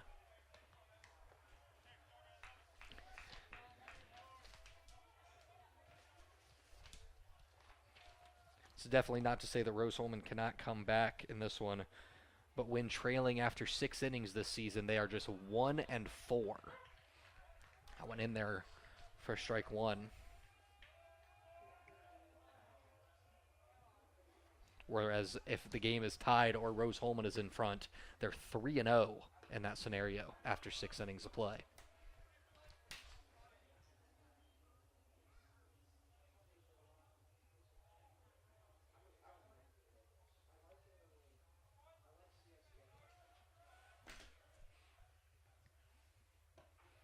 In there for strike 2. 2 balls, 2 strikes. Nardi looking to get out of the bases loaded jam here for the Engineers. Straub looking to put the Tigers up by 4. The 2-2 pitch. Swung on, hit high into center field. Lloyd runs to his right, misjudges it, and that's going to burn him over his head. 2 runs are in. 3rd run coming to the plate. Straub running to 3rd. And he's in there with a bases clearing triple. Lloyd thought that ball was to his right. In reality, it carried over his head. And Drew Straub with a 3-run triple. And the Tigers lead it 5-0. And it looks like that's going to be it for the freshman Brad Nardi, as Adam Rosen making his way out to the mound.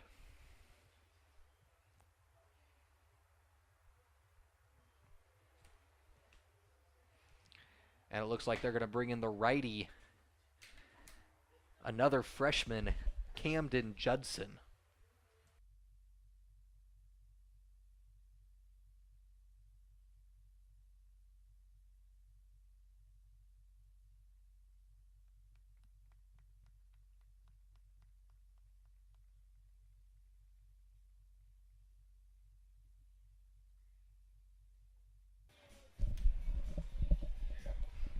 So it'll be the 3rd straight freshman on the mound for the Fightin Engineers, as Camden Judson, the Terre Haute native, will come in to replace Nardi. It's a disappointing result right there.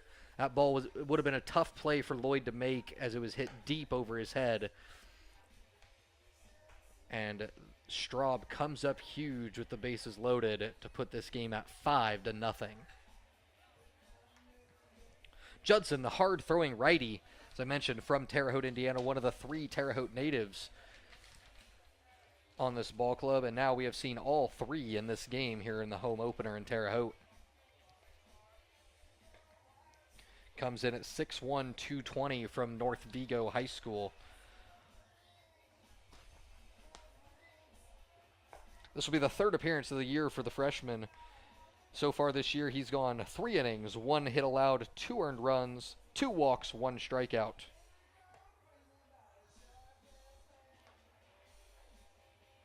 And opponents hitting just 143 against him on the year against the hard-throwing righty. And he will get the top of the DePauw order with designated hitter senior Ty Suker digging into the plate. Tough outing there for Nardi. Goes 2/3 of an inning. Struck out both of the batters for the outs. However, gave up the bases clearing triple to send this game from 2-0 to 5-0. That one fouled off. It's 0-1.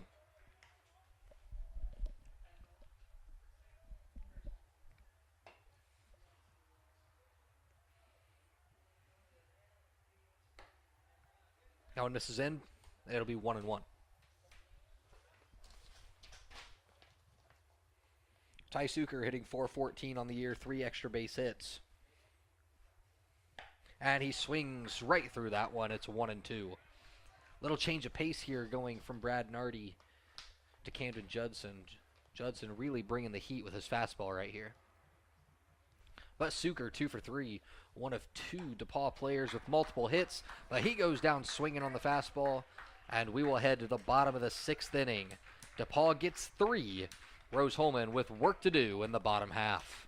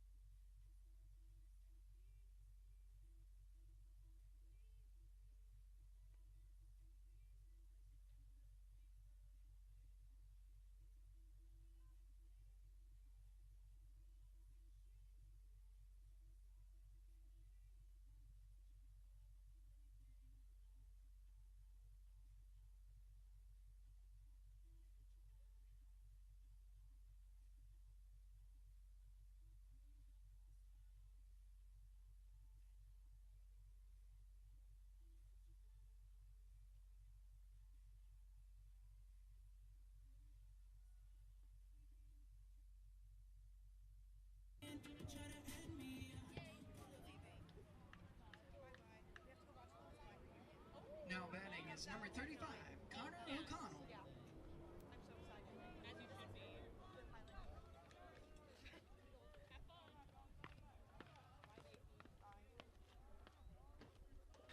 First baseman Connor O'Connell digs in here to lead off the bottom of the 6th inning.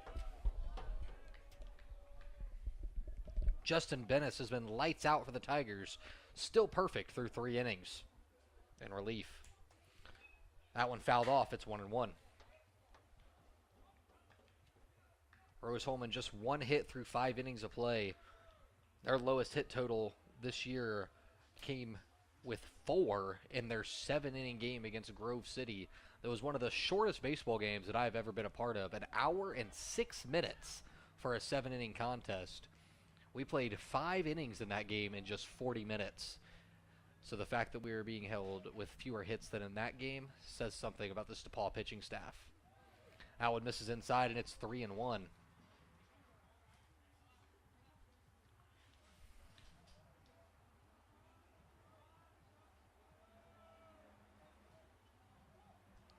The 3-1 pitch to O'Connell. And it misses away, ball 4. And Rose-Hulman gets their first base runner in 4 innings against Justin Bennis. That'll bring up Mason Rasmussen. This is the part of the order you want up if you're the Fightin Engineers at 3-4-5 to try to make a dent in this contest. You don't need all 5 in 1 inning, but if you can chip back a couple right here, stay in this game. It would be big for the morale of this Fightin Engineer ball club. That one misses low. Ball 1. So Bennis, after only after throwing 25 strikes and just 11 balls and 36 pitches. He started off this inning 5 balls, 1 strike. The 1-0 to Rasmussen. And it's going to miss low again. 6 balls and 7 pitches to start this inning. You got to think you're taking here until you get a strike.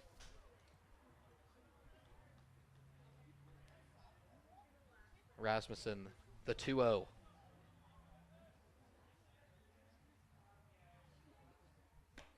In there for strike 1, 2-1. Rasmussen 0 for 1 today. He did walk, and he struck out in his other plate appearance. Yet to put the bat on the ball. They look to pick off O'Connell over there at first, but he's back in time. Not much of a lead over there for the sophomore. Has not attempted a stolen base on the season. Has the first baseman. That one misses away, 3-1.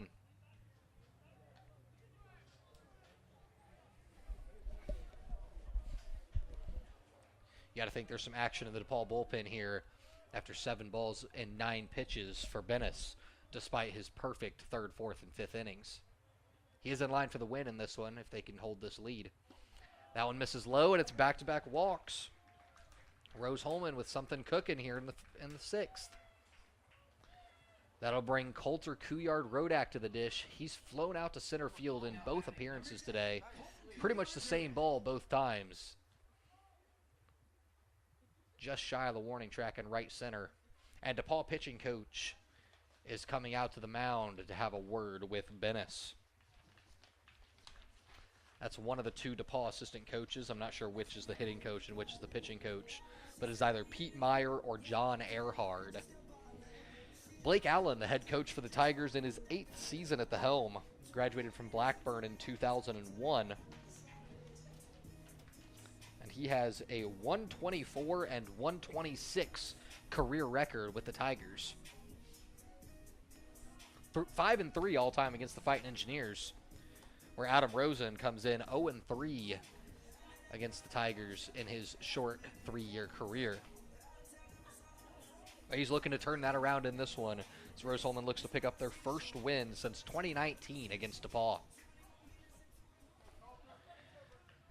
And we're ready to get back underway. 2 on, no out for Rose-Hulman here in the bottom of the 6th inning. Couillard-Rodak digs in on the left-hand side. Bennis set to throw. And it's driven down the right field line. Deep down the right field line, and it is fair. No, it is foul. Just shy. Just by a couple feet down the right field line. That had triple written all over it. And it just hooks at the last minute. I was blocked out by the pull by the umpire, but it is a foul ball. And just a long strike there for Bennis.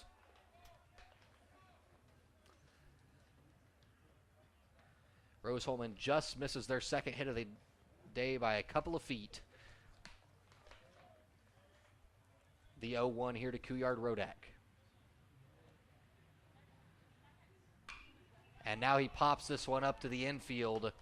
It's going to be infield fly rule. Bond makes the catch. And there's one away.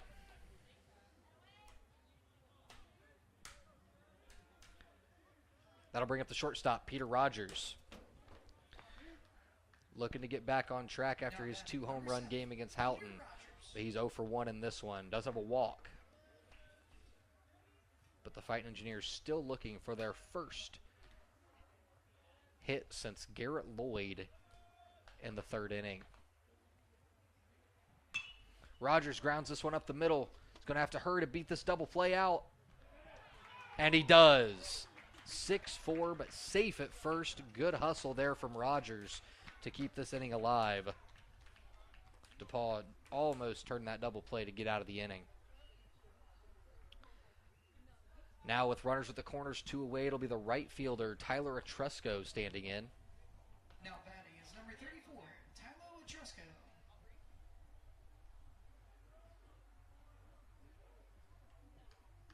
Etrusco just 2 for 16 on the season, 125 batting average.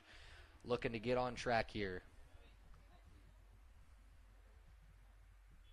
That one misses low. Good block there by Herbeck.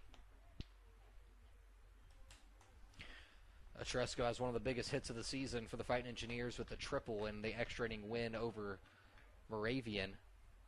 So he's looking for another big one here to get the Fightin Engineers on the board. Pickoff attempt to first, but Rogers back in time.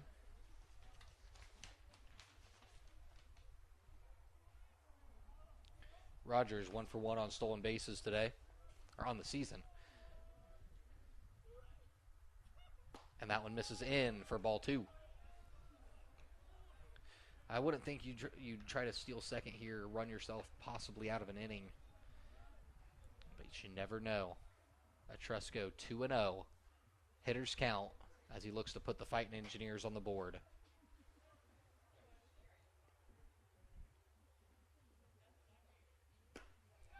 In there for strike 1.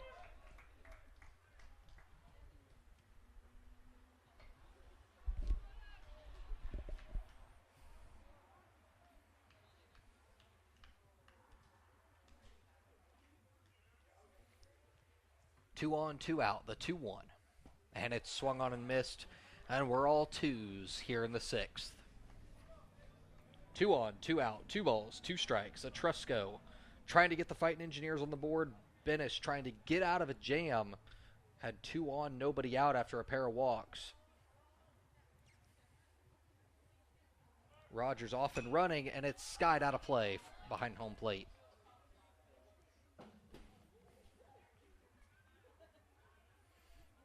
Rose-Hulman left 5 runners on base in the first 2 innings, but this is the first opportunity they've had with runners on since that point.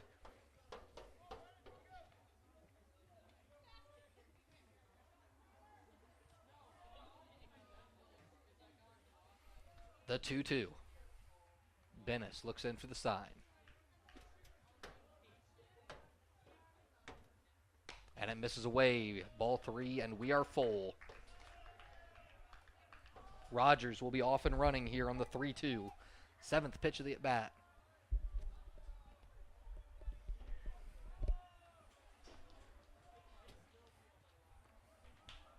Fielders are hold their ground as Rogers looks to steal second on the 3-2 pitch. And it's swung on and missed. Strike 3. Bennis gets out of the jam. Rose-Hulman leaves him on once again. And through 6 innings of play, DePauw leads 5-0.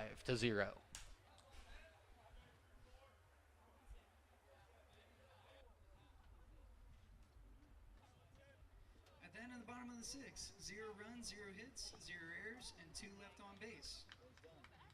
Due up for the Tigers is Johnson, Glimko, and Knoll.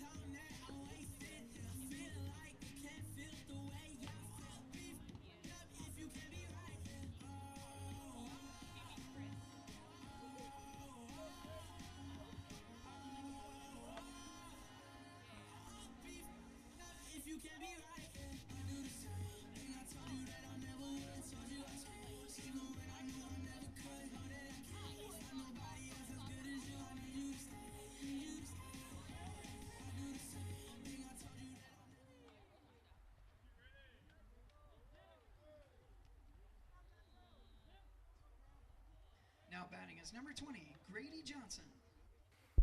Welcome back here to Art-Neff Field as we lead off the top of the 7th inning. The freshman third baseman Grady Johnson stands in. DePauw leading this one 5-0 thanks to a 3-run triple from Brady Straub in the 6th.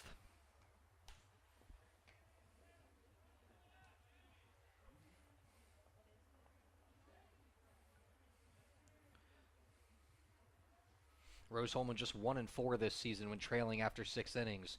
So they're really going to have their work cut out for them here in the final 3.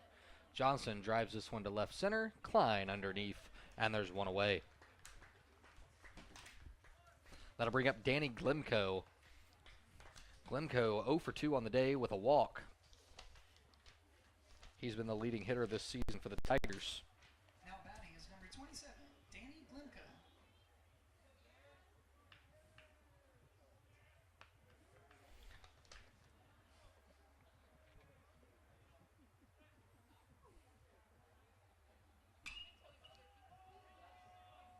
And that one's going to be popped up to first. Rose-Hulman's done a good job against Glimko today, 0 for 3 with a walk. Problem is, it's been the other parts of their order, specifically 9-hole and leadoff, that have caused them problems. Now batting is number 24, Carter Knoll. Carter Knoll now. Judson. 3 pitches, 2 outs in this inning. See if he can make this one quick. That one misses high. Rose-Hulman starters against DePauw in their career coming into this game. Just 5 for 29. And that story is shown here in this one. As a team, they're 1 for 19. So 6 for 44 in their career for the starting 9 for the Fightin Engineers today. Just a 156 batting average.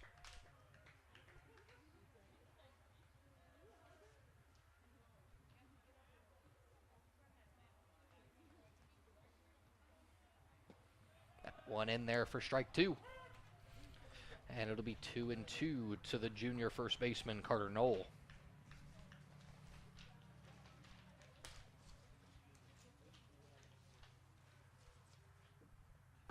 Knoll swung on and missed, strike 3, and a quick 8-pitch inning for the Fightin Engineers. That's what they needed to get back to their dugout. 3 innings, 9 outs remaining to come back in this one.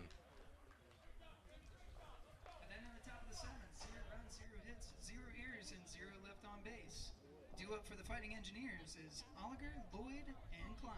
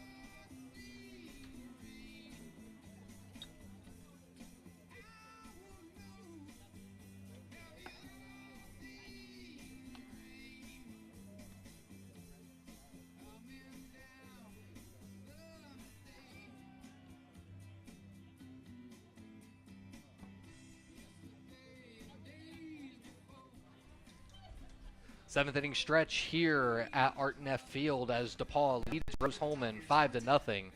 We have a new pitcher on the mound for the Tigers. It's number 10, Finn O'Meara, the freshman from Clarendale Hills, Illinois.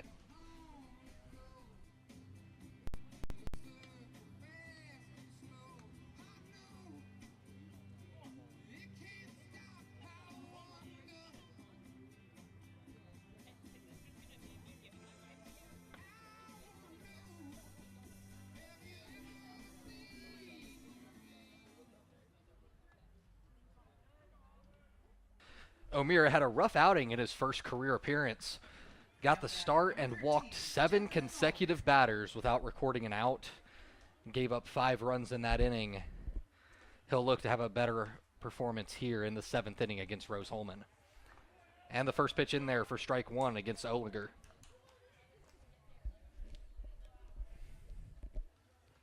Looks like we'll have a pinch hitter in the 9-hole, Garrett Lloyd, coming out of the game for Jackson Summers, the freshman.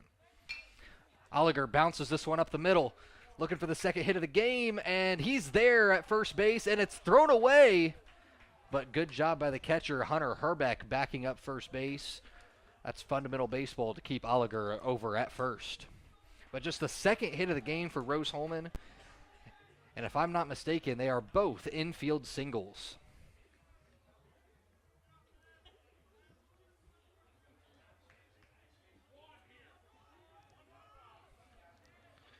Jackson Summers, the pinch hitter for Lloyd.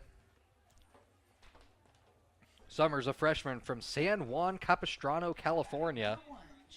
Went to J. Sarah Catholic High School. He's a pitcher and utility player, and he's done a little bit of everything for this Fightin Engineer team this year. At the plate, he's 1 for 4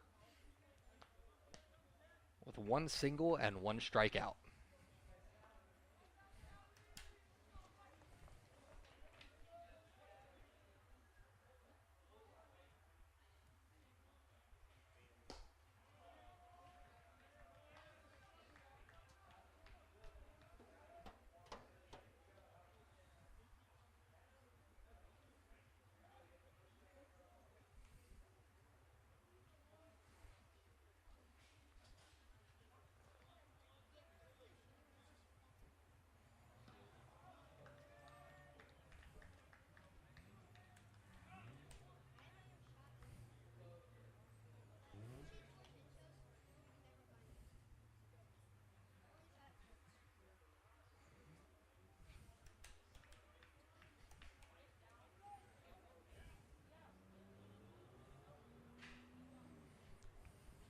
Two and 1 here to Summers, and it misses away. It's 3-1.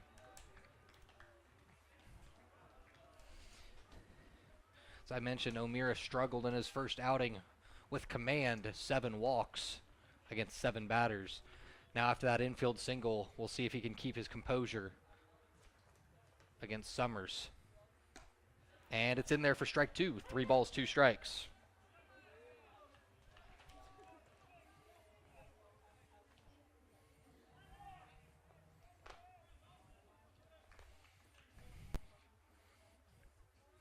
The 3-2 to Summers. Oliger leads off first.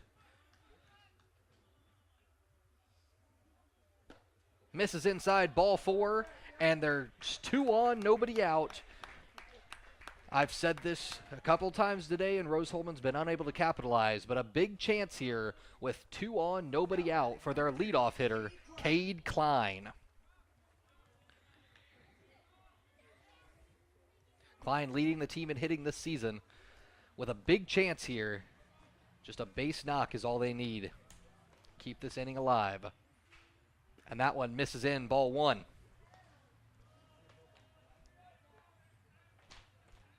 Klein also with 7 walks this season. He is going to take his time and get a pitch that he likes.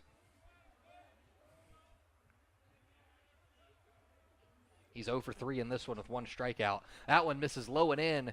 Another good block by Herbeck, and it's 2-0. Hunter Herbeck has been very good behind the plate. That the sophomore leadership from that catcher position has been huge for DePauw, and he's made a couple nice blocks behind the dish. 2-0 now. Klein with a big opportunity. That one in there for strike 1. 2-1.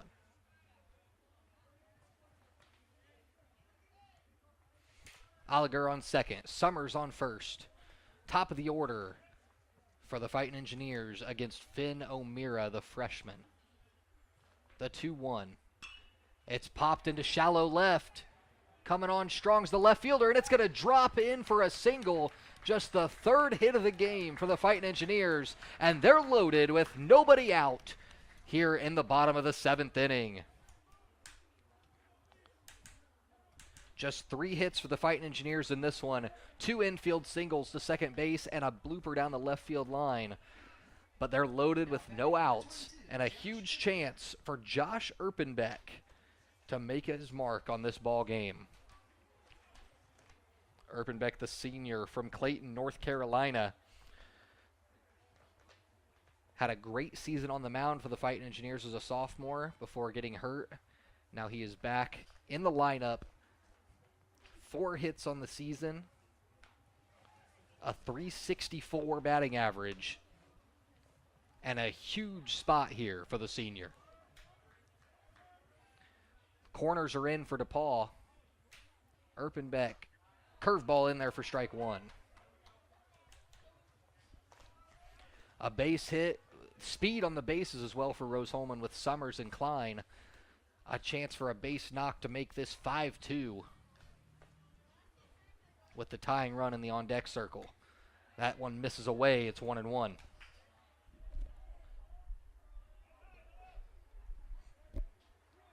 Big chance here for Rose-Hulman to get back in this game.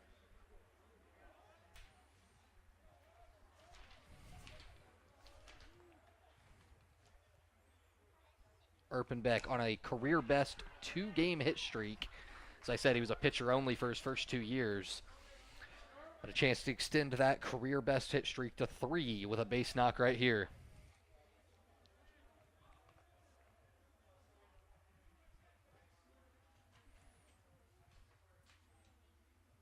And it's fouled out of play. Still 1 ball, 2 strikes. Big at bat for Erpenbeck. You absolutely don't want to strike out right here. Put this ball in play, get a run on the board with O'Connell and Rasmussen due up behind you.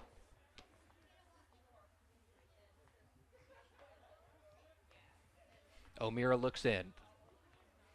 The 1-2 to Erpenbeck. And it's grounded to short. Erpenbeck's going to have to hustle to beat this one out, but it's bobbled by the shortstop. An error keeps this inning going. And the first run on the board for Rose-Hulman.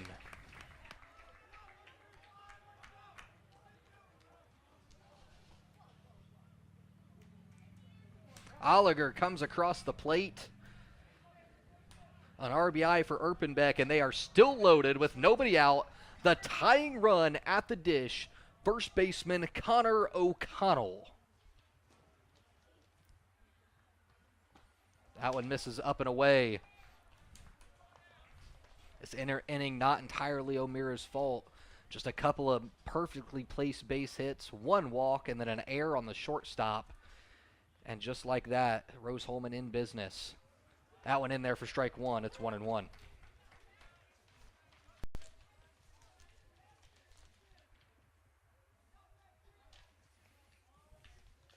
DePauw has been good in the field this year, a .980 fielding percentage.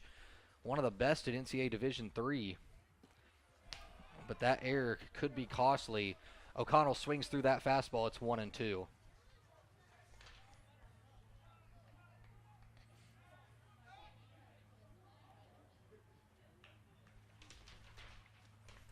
The 1-2 to O'Connell. Misses up and away. 2-2. O'Meara already up to 21 pitches this inning. There is action down in the DePauw bullpen. See how many more batters he can face. And O'Connell strikes out. The second strikeout of the day for O'Connell as he has struggled at the dish. And there's 1 down. That'll bring up Mason Rasmussen, the sophomore catcher. Rasmussen 0 for 1 on the day with a strikeout and 2 walks. Has yet to put the ball in play. But another big opportunity for Rose-Hulman with the heart of your lineup. That one misses away, ball 1. If you have bases loaded, no out for your 2, 3, 4 hitters, you could not ask for much more.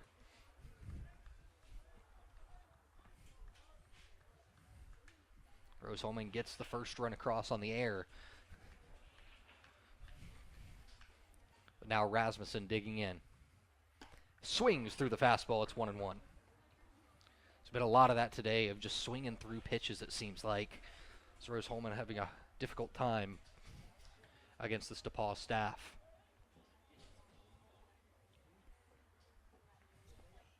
That one misses it low and in. 2-1. Rasmussen, like I said, 2 walks, 1 strikeout. The 1 strikeout was a 3-2 pitch on the outside corner that he thought was ball 4, but the umpire rung him up.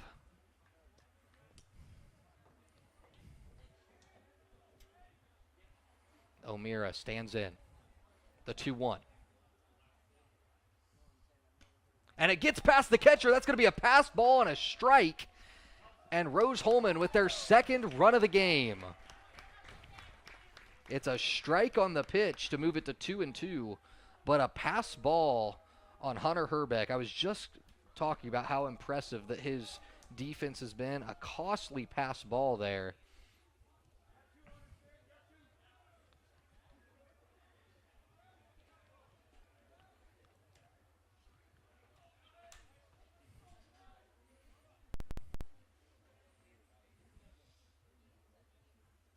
The 2-2, Rasmussen swings through it. They throw down to first and get the out.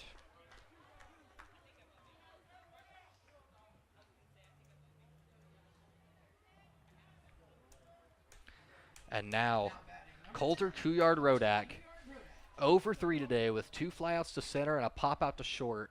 Just missed probably a 2-run triple, if not an RBI double, back in the 5th inning.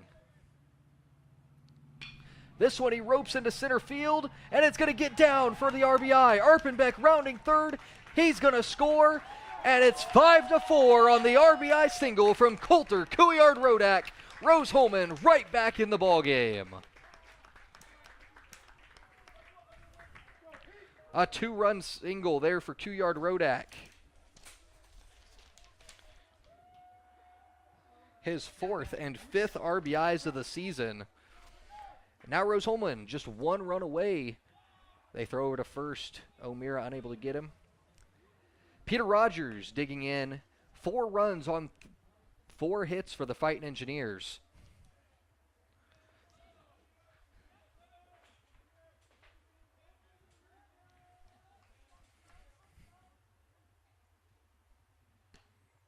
That went in there for strike 1. Rogers has also struggled so far today. 0 for 2, does have a walk. But he has put the ball in play every time.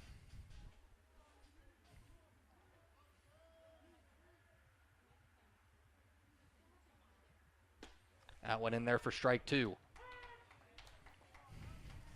O'Meara looking to get out of this, still with the Tigers in front.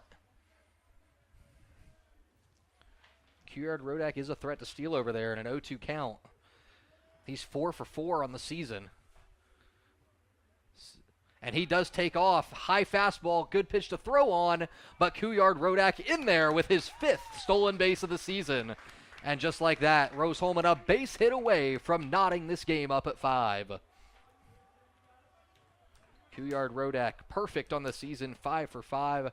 Herbeck got a great pitch to throw on, but it was a great jump over there at first base from the senior second baseman. Big spot here for Rogers. O'Meara steps off. Looked like a little mix-up of signs there with the runner on second base. Had to go to a different sign.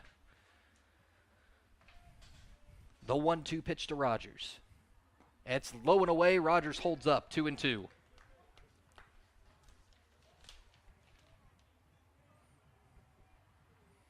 Peter just 5 hits all season, with 2 of them coming at home in his multi-home run game against Houghton.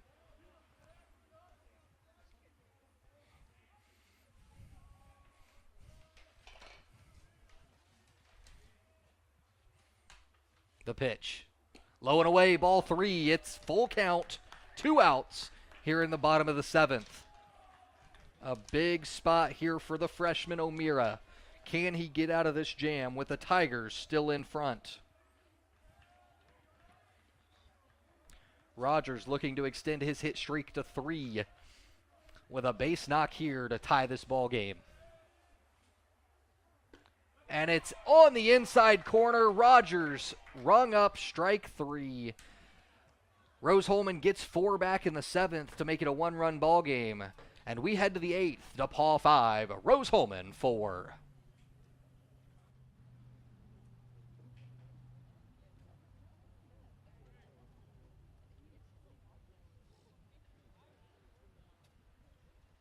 At the end of the bottom of the 7th, 4 runs, 3 hits, 1 error. And 1 left on base. 2 up for the Tigers is Herbeck, Hawk, and Macon.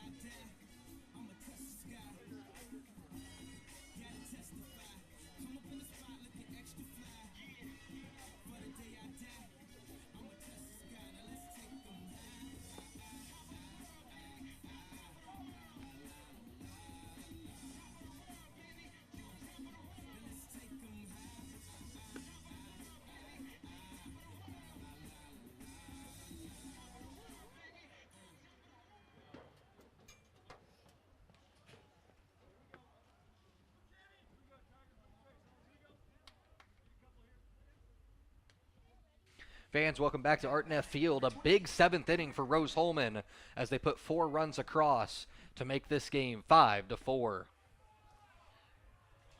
Rose-Hulman has just 1 win this season when trailing after the 6th or the 7th innings.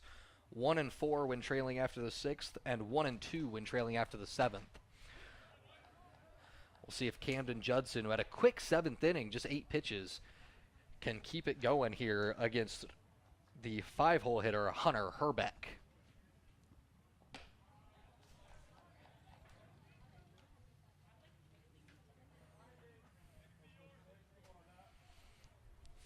And not how you want to start this inning after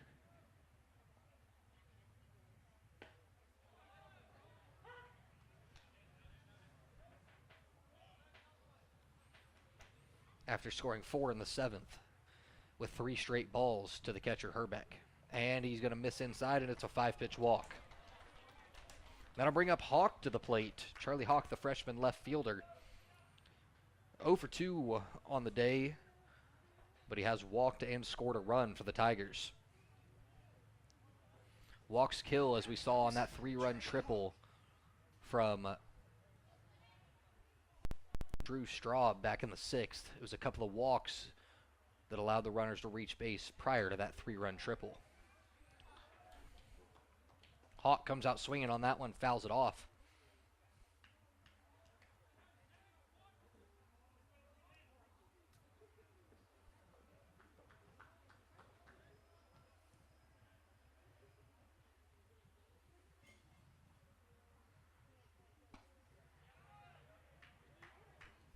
That one misses for ball 1. It's a 1-1. Herbeck over at first.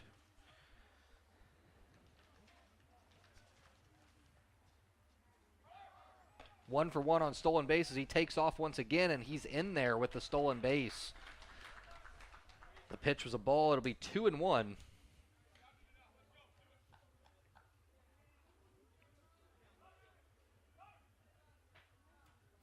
Herbeck now 2 for 2 on stolen bases this year. Don't see that out of a catcher much, but an impressive jump there on that stolen base. And he blows that fastball by Hawk. It's 2-2.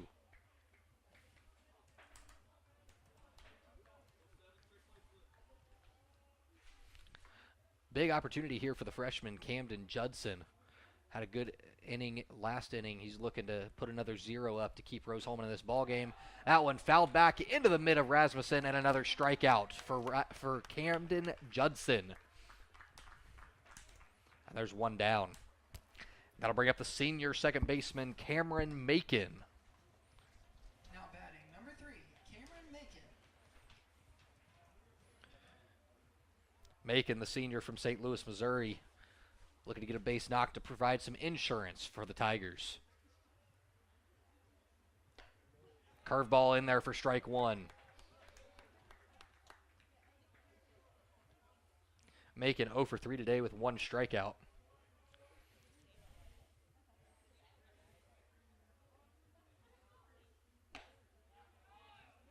In there for strike 2 on the top of the zone. Out.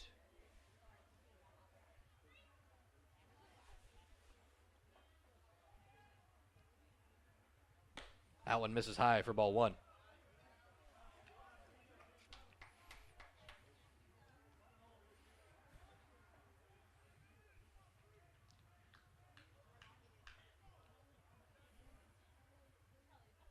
The 1-2. Fouled off. Macon still fighting.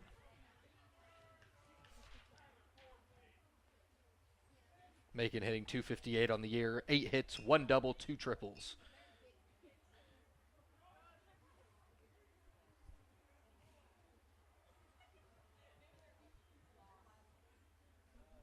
The 1-2 pitch from Judson. Just misses away. It's 2-2. Rose-Hulman really needs a 0 here after their 4 spot. Back in the 7th.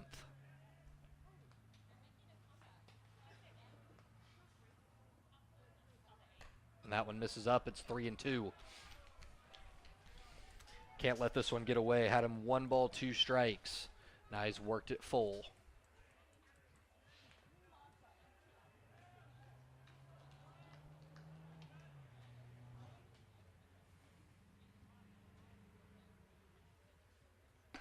Strike three, swings through the fastball, does Macon, and another strikeout for Camden Judson. Judson having himself a day on the mound. 2 innings, 4 strikeouts with 7 batters faced. He's just 1 out away from getting out of this one. And it's the shortstop, the freshman Max Bond, looking to make up for that error that allowed 3 unearned runs to cross the plate in the 7th inning for the Fightin Engineers. It was a tailor-made double play ball up the middle with the bases loaded and no outs that Bond bobbled. Chance to really get the Tigers an insurance run and make up for that mistake.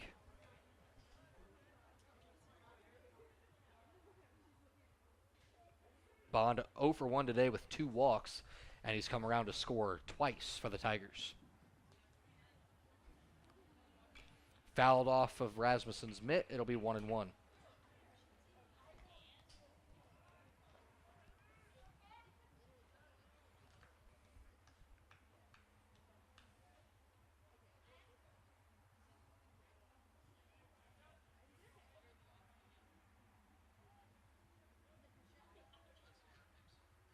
Swung on and missed. 1 ball, 2 strikes.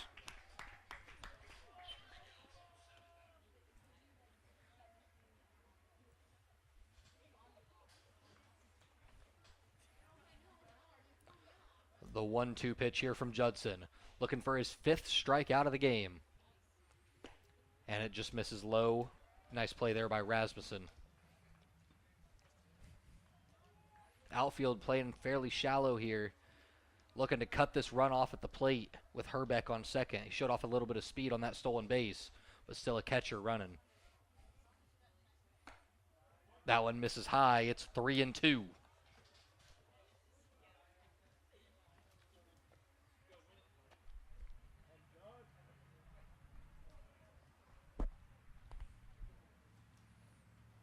The 3-2 pitch from Judson. Swung on and missed. Strikeout number 5 for Camden Judson. And we head to the bottom of the 8th inning. Rose-Hulman 4, DePauw 5. At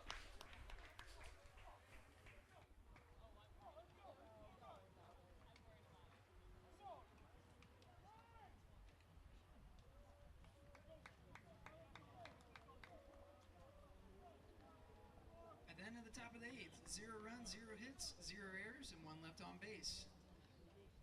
On deck for the Engineers is Atrusco, Oliger, and Summers.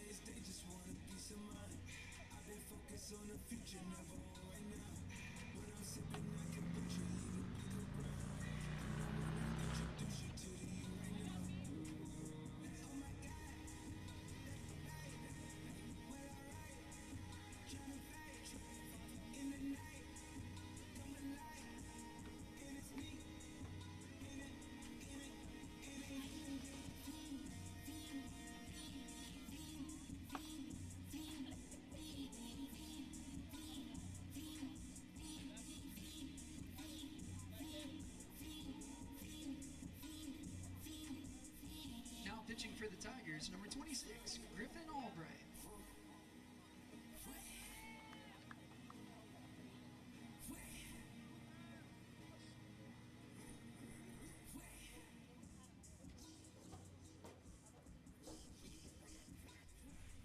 The new pitcher into the game for the Tigers is number 26, Griffin Albright. Albright was one of the potential starters that I had down for this game, as he has been one of the top relief pitchers out of the DePauw bullpen this year. He's made 3 appearances, 10 total innings, and just 1 earned run allowed. for a 0.90 ERA. He also has 10 strikeouts in 10 innings, and opponents hitting just 188 against him. Be a tough task for Rose-Hulman as they look to come back in this one.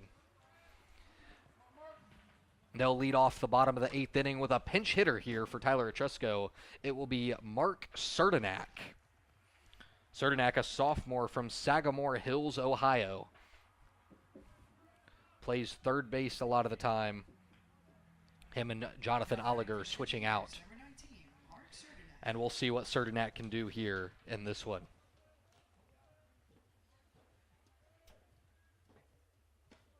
Certinak has been one of the top hitters for the Fightin Engineers despite not playing every day.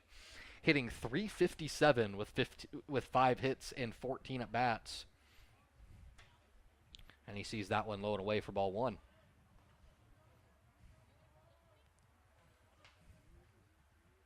That one away as well, and it's 2-0.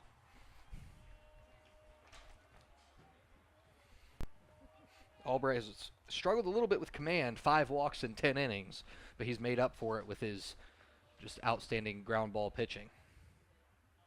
And that one in there for strike 1. 7, 8, 9 in the order for the Fightin Engineers. Oliger on deck. Jackson Summers came in as a pinch hitter, now playing center field, is in the hole. And it'll be 3-1 here.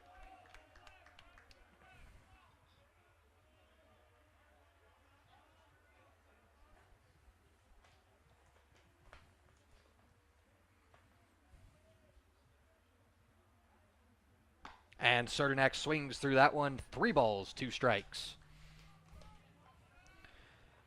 Big opportunity here for Rose-Hulman if they can get the leadoff batter on. We saw what happened last inning. A couple of base runners, a couple of mistakes. That's all it takes. And Certinak swings through that one. Strike 3. 1 down. That'll bring up the third baseman, Jonathan Oliger. He's 1 for 2 on the day with a walk and a run scored.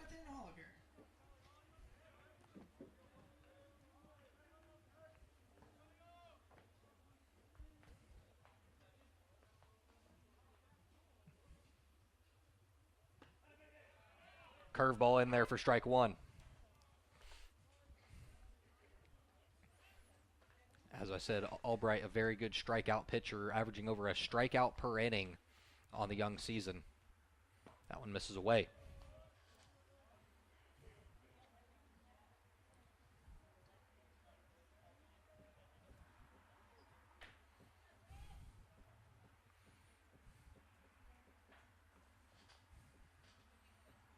And misses away again, 2-1. After this one, DePauw will be back in action 8 days from now as they host the North Central Cardinals from Chicago. It'll be their final game before traveling down to Florida for their spring trip. That one misses away, it's 3-1. Down in Florida, the Tigers have 6 games scheduled. Against a doubleheader against Williams College, a doubleheader against Colby, and a pair of single games against Union and St. Olaf. That one misses up, ball 4. And a runner on with 1 out for Rose-Hulman. Oliger's second walk of the game, 8 walks altogether for the Fightin Engineers. And it'll be Jackson Summers, the freshman, set to hit. He also walked in his lone plate appearance today. Later scored back in the 7th inning.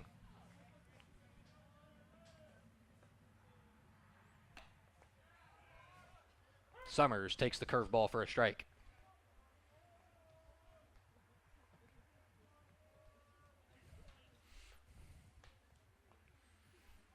Again, just 1 for 4 on the season. Not a lot of opportunities for the young freshman. But that one misses away. It's 1-1.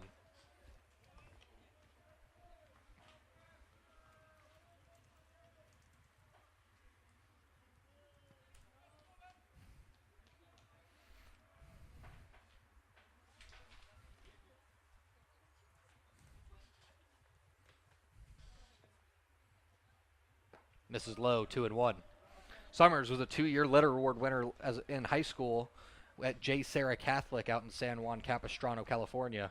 And he was the 2-time center infielder shortstop D1 champions in 2022 and 2023. He's got a big spot to step into. Albright throws over to first. Oliger back in time.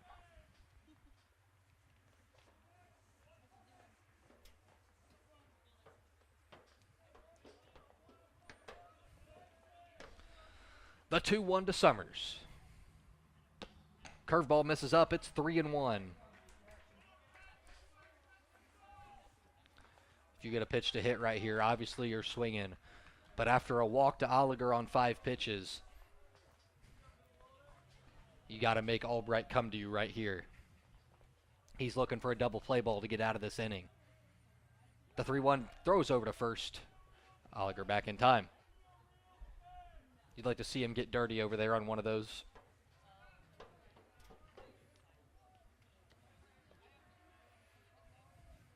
Albright sets. The 3-1 in there for strike 2, and the count is full.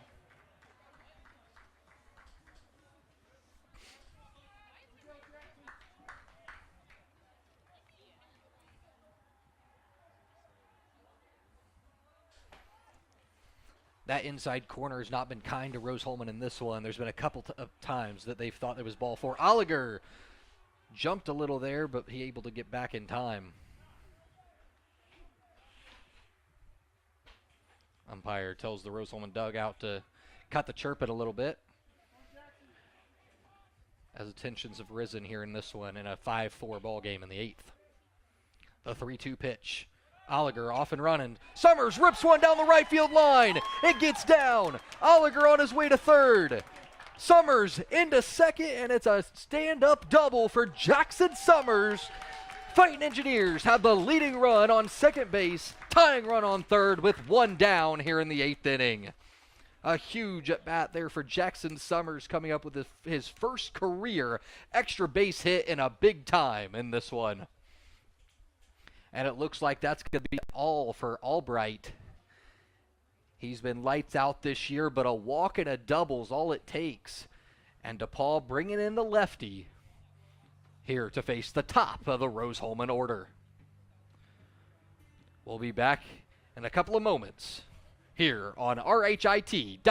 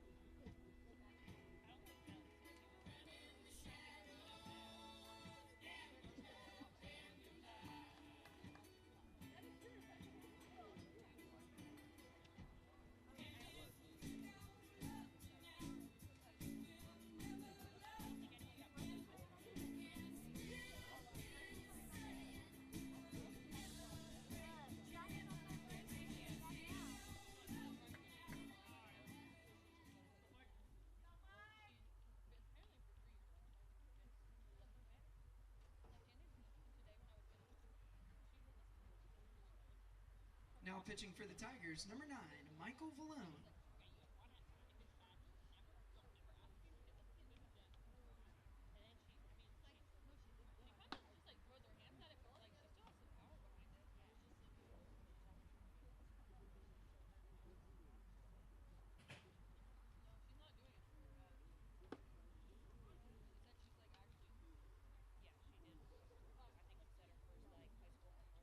And DePauw bringing in the big guns here in the bottom of the 8th inning with Michael Vallone coming into pitch. The left-handed pitcher from Lake Forest, Illinois. The senior has made 2 starts this year, and he has been lights out with a 2.3 ERA, 20 strikeouts in 15 innings. He's got a little sidewinder delivery here from the southpaw. Set to face the top of the Rose-Hulman order with Cade Klein up with 2 on, 1 out The tying run just 90 feet away.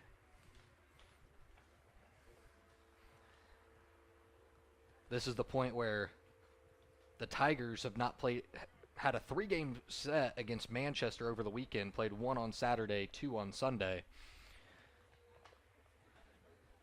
But they're looking to get this one as they have 8 days off after this, and they're going to let Valone throw because they need this game. Little game recap here. DePauw got on the board early in the 3rd inning with a run on an RBI single from Drew Straub.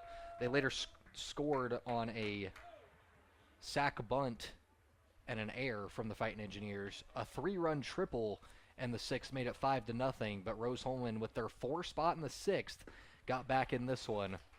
And now Cade Klein with a big opportunity here in the bottom of the 8th inning to put the Fightin Engineers on top. Valone finds the strike zone with the first pitch, and it's 0-1. Klein really just needs to put this ball in play, score Oliger from 3rd.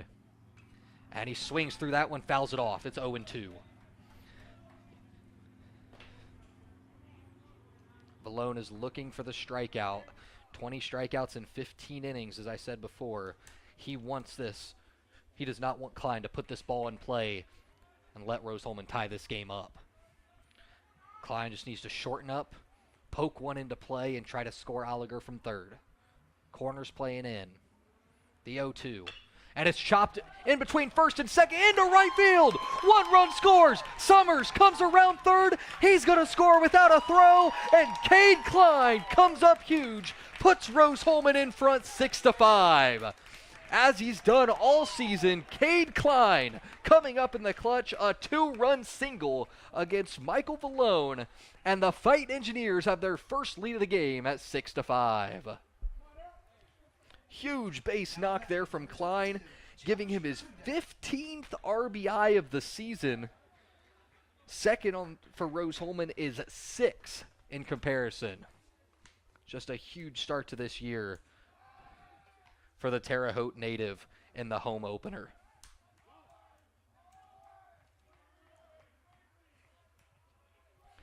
Now with Josh Erpenbeck digging in, you got to look for Klein to steal. He's 5 for 6 on stolen bases this season. And that one, back-to-back pickoff attempts from Valone, you know he's worried about it. Erpenbeck grounded to shortstop with the bases loaded in the last inning, but Bond made the error to keep the inning going. See if Erpenbeck can get his first hit of the game, as he is 0 for 3 in this one. Connor O'Connell waiting on deck in another potential lefty-lefty matchup. The 0-1 to Erpenbeck. Klein dancing off first, getting Valone's attention. And that one fouled off. It's 0-2.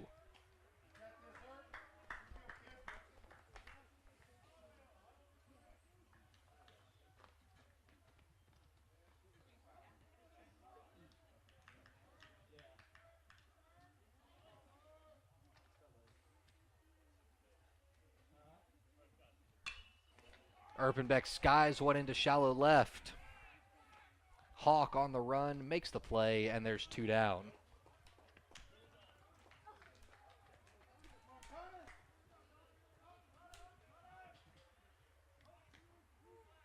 Now batting is number 35, Connor O'Connell.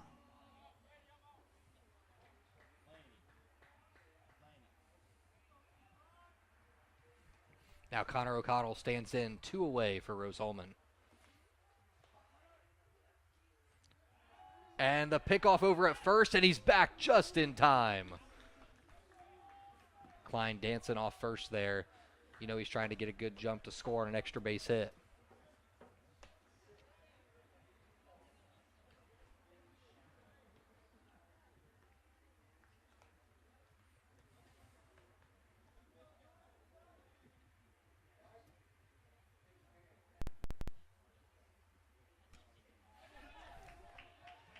And that one gets away from the catcher As the fastball misses up and in, it's going to be a wild pitch there.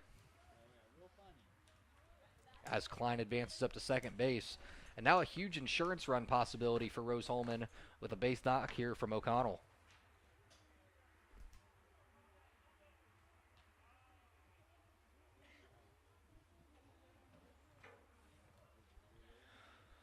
One note I just got from DePauw's SID, Bill Wagner, is that Vallone is now one strikeout away from tying the DePauw career record for strikeouts. He's had an impressive career, and with his strikeout of Sterdenak to lead off this, or correction, with his strikeout of the leadoff batter of this inning.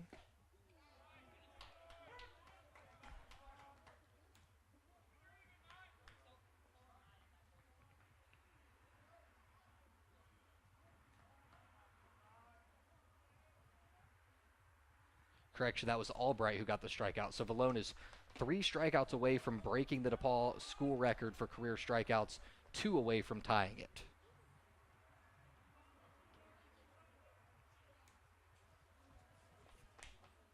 A super impressive career for the senior.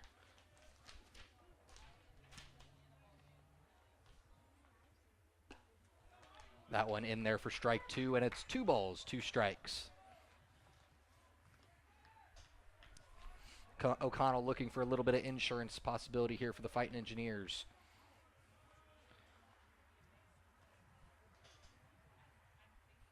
And Vallone steps off. The other interesting point, who does Rose-Hulman bring out in the 9th inning with a chance to close this game? Camden Judson, 5 strikeouts in 2 1/3 innings. He's getting up to 40 pitches right now. Do you bring in a closer, or do you let him keep rolling to try to finish this game? O'Connell drives one into shallow left. Hawk coming on, and it's going to drop. It's going to be an RBI single for O'Connell, and Rose-Hulman takes a 2-run lead on the RBI single from the sophomore from Fort Myers, Florida. A little seeing eye single. Hawk coming on strong to make that play, but he was a half step shy on the slide. And Rose-Hulman with a 4 spot in the 7th and a 3 spot in the 8th take a 7-5 lead.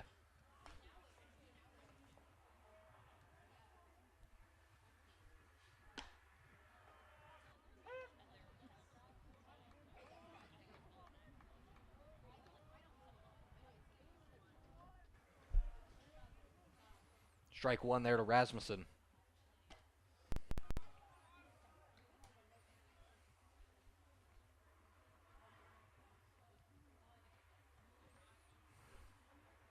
The catcher 0 for 2 on the day with a pair of strikeouts. Has a pair of walks as well. And he swings and misses through that one. It's 1-2.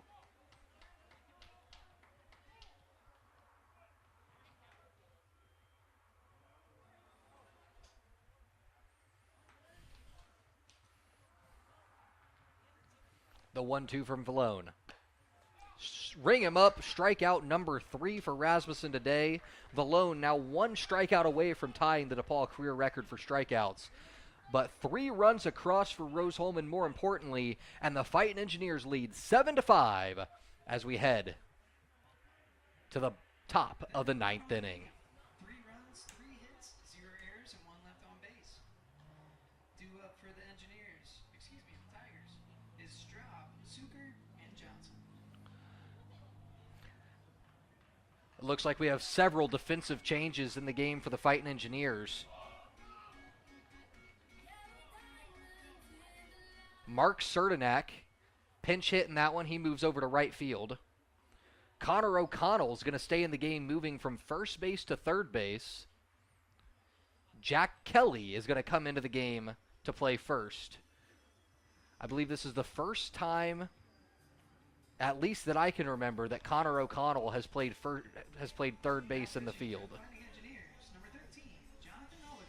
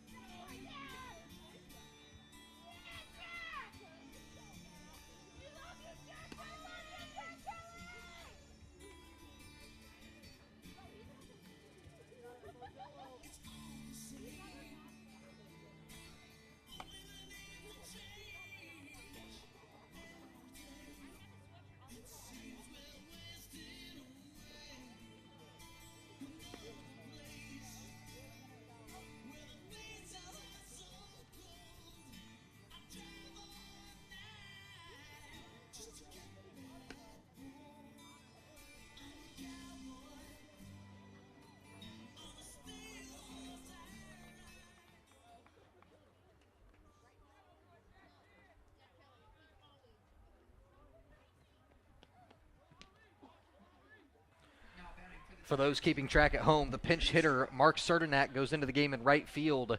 Jack Kelly enters in the 2 spot in the batting order as the Fightin Engineers get rid of the DH, with Jonathan Oliger moving over from third base to in the mound to close out the game. But it'll be no easy task as Drew Straub comes to the plate. In his last appearance, he had the 3-run triple to put DePauw up 5-0. Even though that seems so long ago in this one, with Rose-Hulman now leading 7-5. Straub swings and misses, and it's 0-2. Oliger looking for his 3rd save of the year for the Fightin Engineers. That one fouled off, stays 0-2.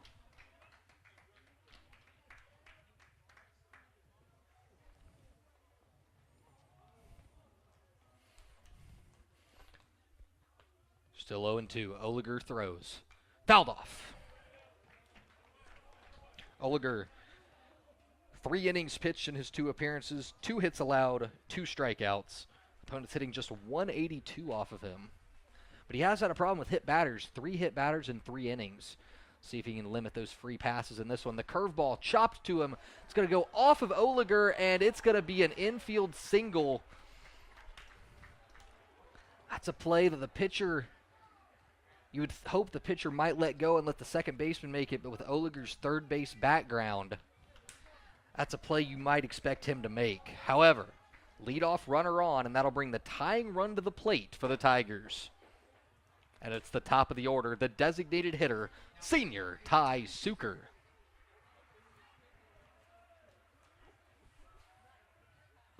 That one in there for strike 1. Oliger not phased.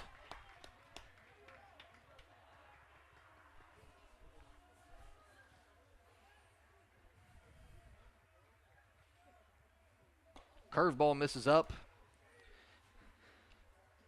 And it's 1-1.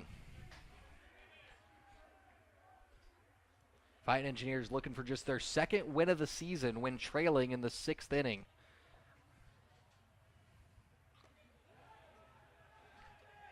And that's going to be a ball. The batter, Ty Suker, looks like he was trying to say it hit him, but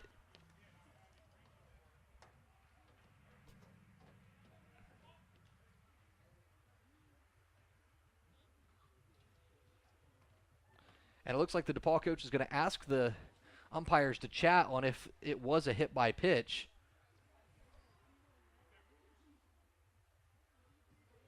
And the field umpire agrees that it will be 2-1. I think if he would have gotten hit by that pitch, it would have been leaning into it, which I think is what Adam Rosen would have argued. But nonetheless, it's 2 balls, 1 strike to the Tigers' leadoff hitter. In there on the outside corner, and it's 2-2. Suker 2 for 4 on the day with an RBI. Chance for big spot here for the senior. He's going to foul that one off, stay alive. Suker hitting over 400 on the season, 14 hits and 33 at-bats.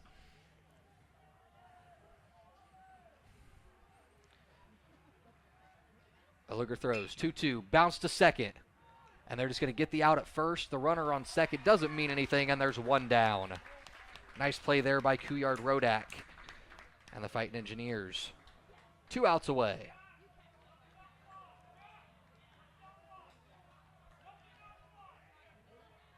Now batting number 20, Grady Johnson.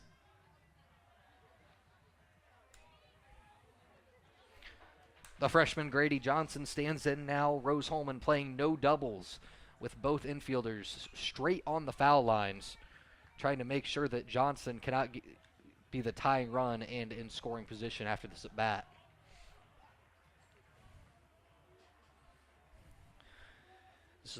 This is exactly who you want at the plate if you're the Tigers, with your 3 top hitters, Suker, Johnson, and Glimko. Johnson grounds to the grounds right side, and it's going to be into the outfield. RBI single, and just like that, it's a 1-run ball game. First run allowed of the season for Oliger.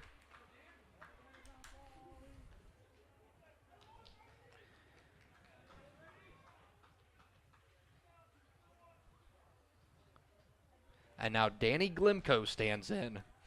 He struggled today, but you can never count this guy out. 0 for 3 with 1 walk. But he has all the power in the world, and he shows it here. That one's going to get down in the gap. We'll see Grady Johnson stopping at third base, and DePauw second and third, 1 out. A huge base knock there for Glimko. And just like that, DePauw with a chance to retake this lead in the 9th inning.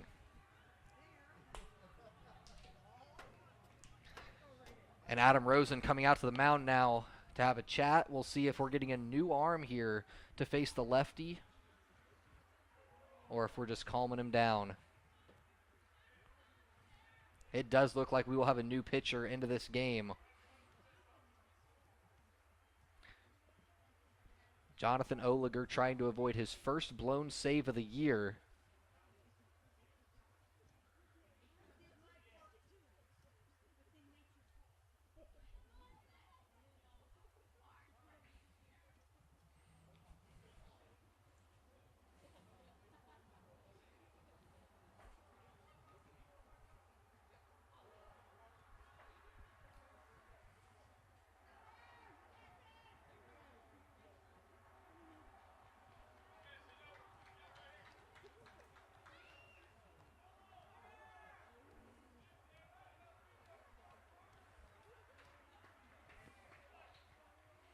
And we will not have a new pitcher in the game. It looked like Rosen reported to the umpire, but Oliger will stay in. That one ripped down the line by Knoll, but just foul.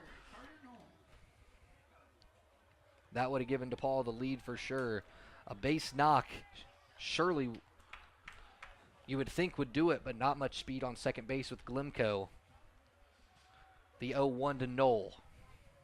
That one misses away. It's 1-1.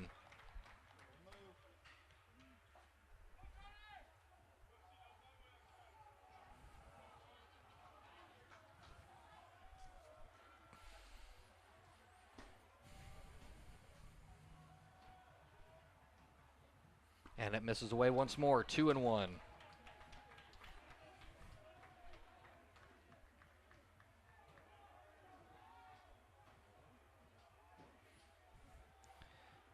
Oliger got to find the strike zone here. The curveball driven deep into left center field, tailing away from Summers, but he makes the grab. Throw comes into third base, and DePauw has tied this game with a sac fly.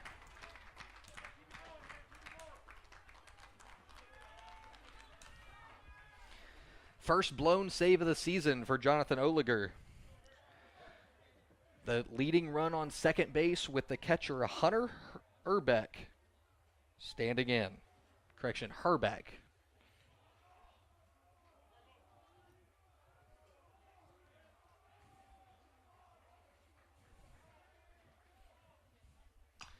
Fouled off the hands. 0-1.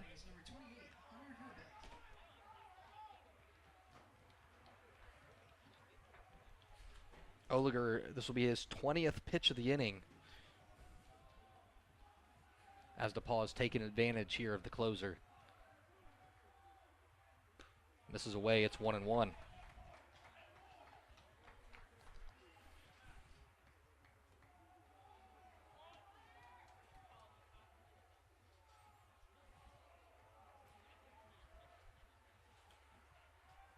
The 1-1.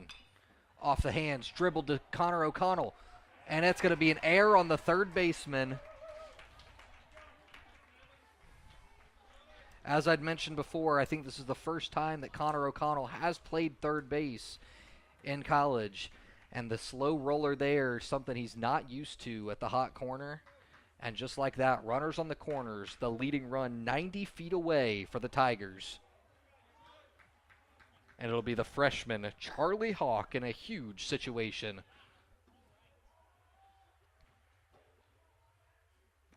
Hawk swings and misses at the first pitch slider. It's 0-1.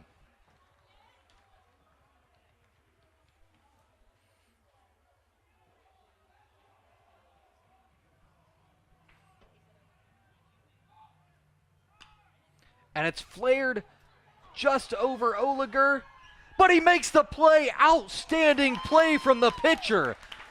He did not make the first one to start the inning, but a great play there to keep DePauw off the board, showing off his defensive prowess, even on the mound. And despite allowing the 2 runs, Rose-Hulman will come to the plate in the 9th inning with a chance to walk it off here in their home opener at Art Neff Field. At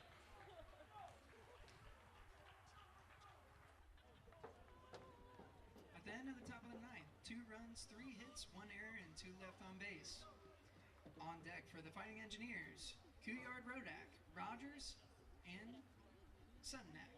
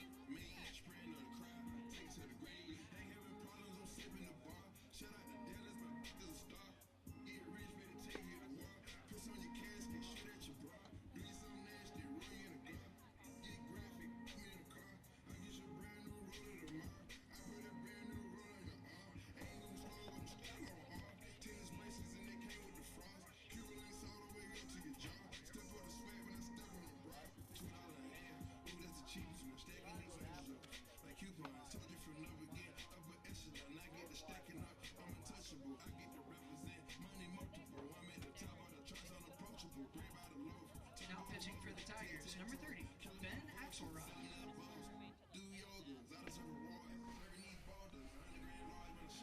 New arm into the game for DePauw here as we head to the bottom of the 9th inning. Drew Axelrod on the mound. Correction, Ben Axelrod, number 30. The senior right-handed pitcher from Kirkwood, Missouri, looks to keep this game going into extras. Last extra inning game between these 2 teams came back in 2019. It was actually the last win for Rose-Hulman in the series, winning 9-8 in an 11-inning affair.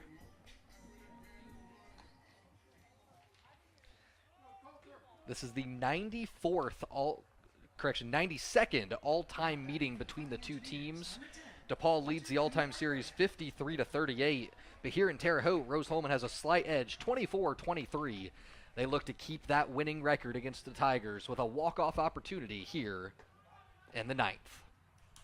Coulter Couillard Rodak stands in. And there for strike 1. Couillard Rodak's 1 for 4 on the day, but he does have a 2-run base hit.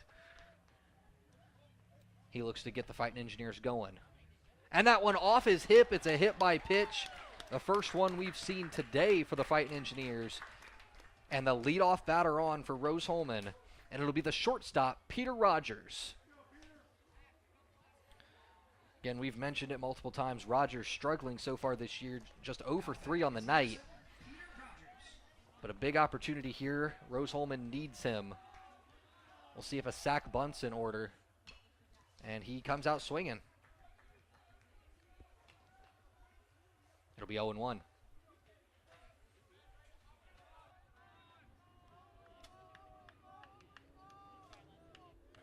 Rose-Hulman looking to stay above 500 and move to 5-4 on the season.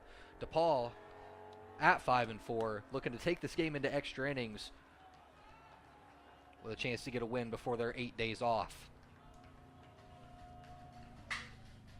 The pickoff to first, Couillard Rodak back in plenty of time. We mentioned what's up next for DePauw, but for Rose-Hulman, 2 days from now, they will return to Art Neff Field as they start a 3-game series with the Calvin Knights. First game on Friday at 6 p.m., and then a doubleheader on Saturday at 11 a.m. and 2 p.m.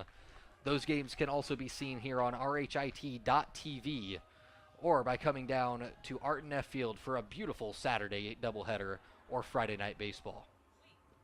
That one in the dirt. It's going to get away from the catcher, Urbeck, and Couillard Rodak moves up to second.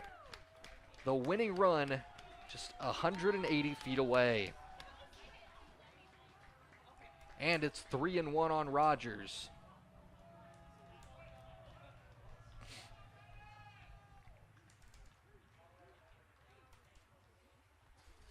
The 3-1 pitch. And Rogers is going to bunt one down the third base line. It's a nice bunt, but a good play there by the freshman Grady Johnson to get Rogers at first. Sack bunt does the job. Winning run 90 feet away with one away. And it's Mark Serdenak, the right fielder. Correction, we will have a pinch hitter now. It'll be number 4, Ryland Hickson, into the game.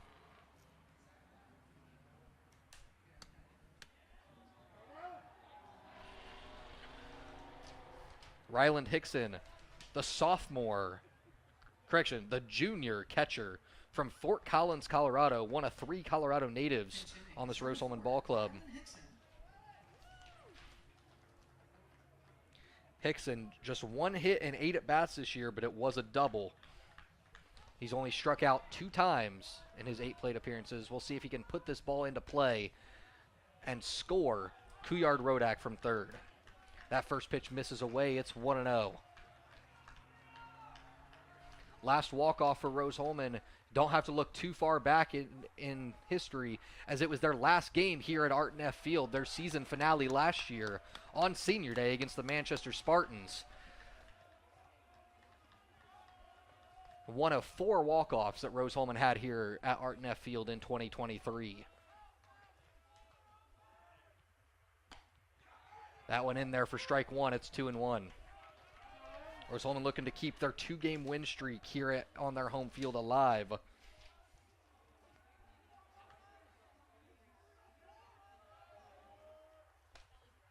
That one hits Hickson.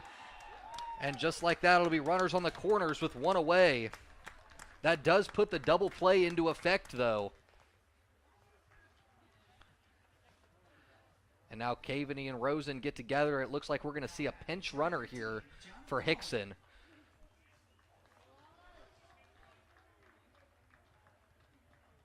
And it'll be Antonio Barnes, the freshman from Andrean, Indiana. Correction, from Highland, Indiana, went to Andrean High School. Barnes also a free safety on the Rose-Hulman football team, keeping that Rose-Hulman football, Rose-Hulman baseball pipeline.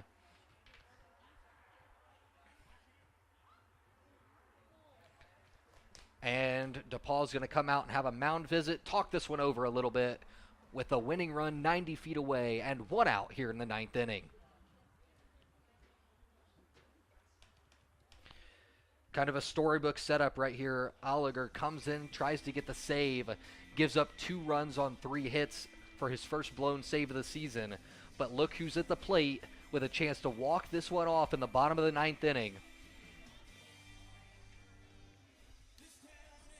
Funny enough, if you look back in 2023 to their regular season finale on Senior Day, it was Jonathan Oliger who blew the save in the top of the 9th inning before walking it off in the bottom of the 9th with the 6-5 victory over the Spartans.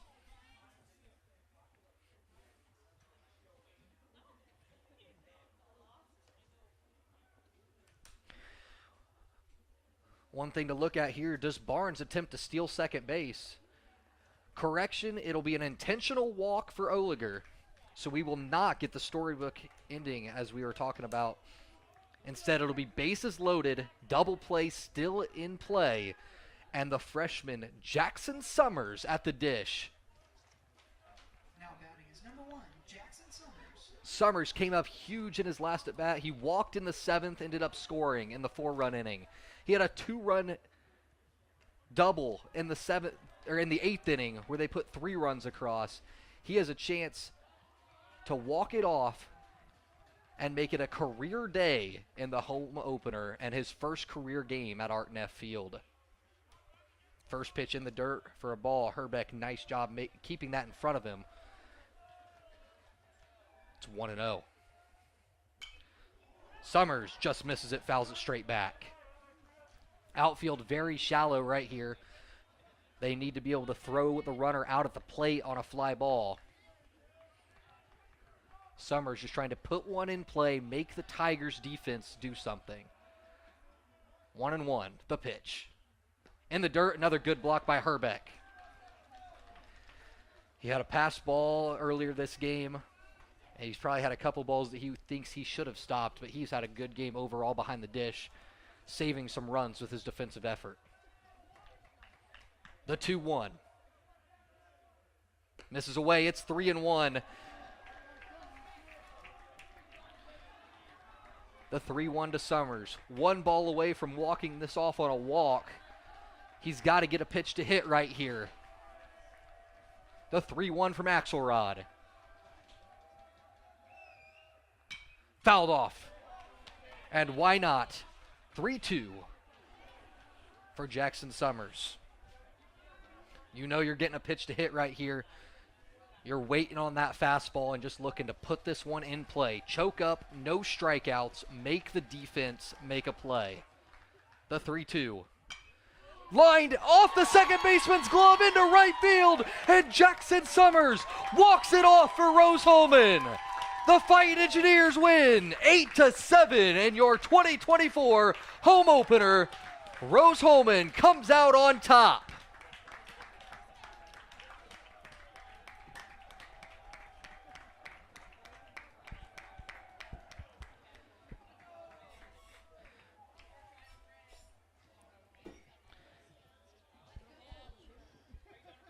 Fans, thank you for joining us here on RHIT TV for today's non-conference matchup between DePauw and Rose-Hulman.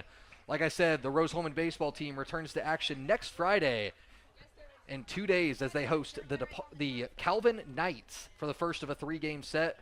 We hope to see you back here at Art Neff Field or on RHIT.TV for that one. Again, thanks for joining us. I'm Landon Bundy, and this is RHIT.TV. Join us this weekend as the Fightin Engineers host Calvin in a 3-game series. First game will be on Friday night at 6 p.m. Once again, thank you for attending today's event and enjoy the rest of your night. Drive home safely.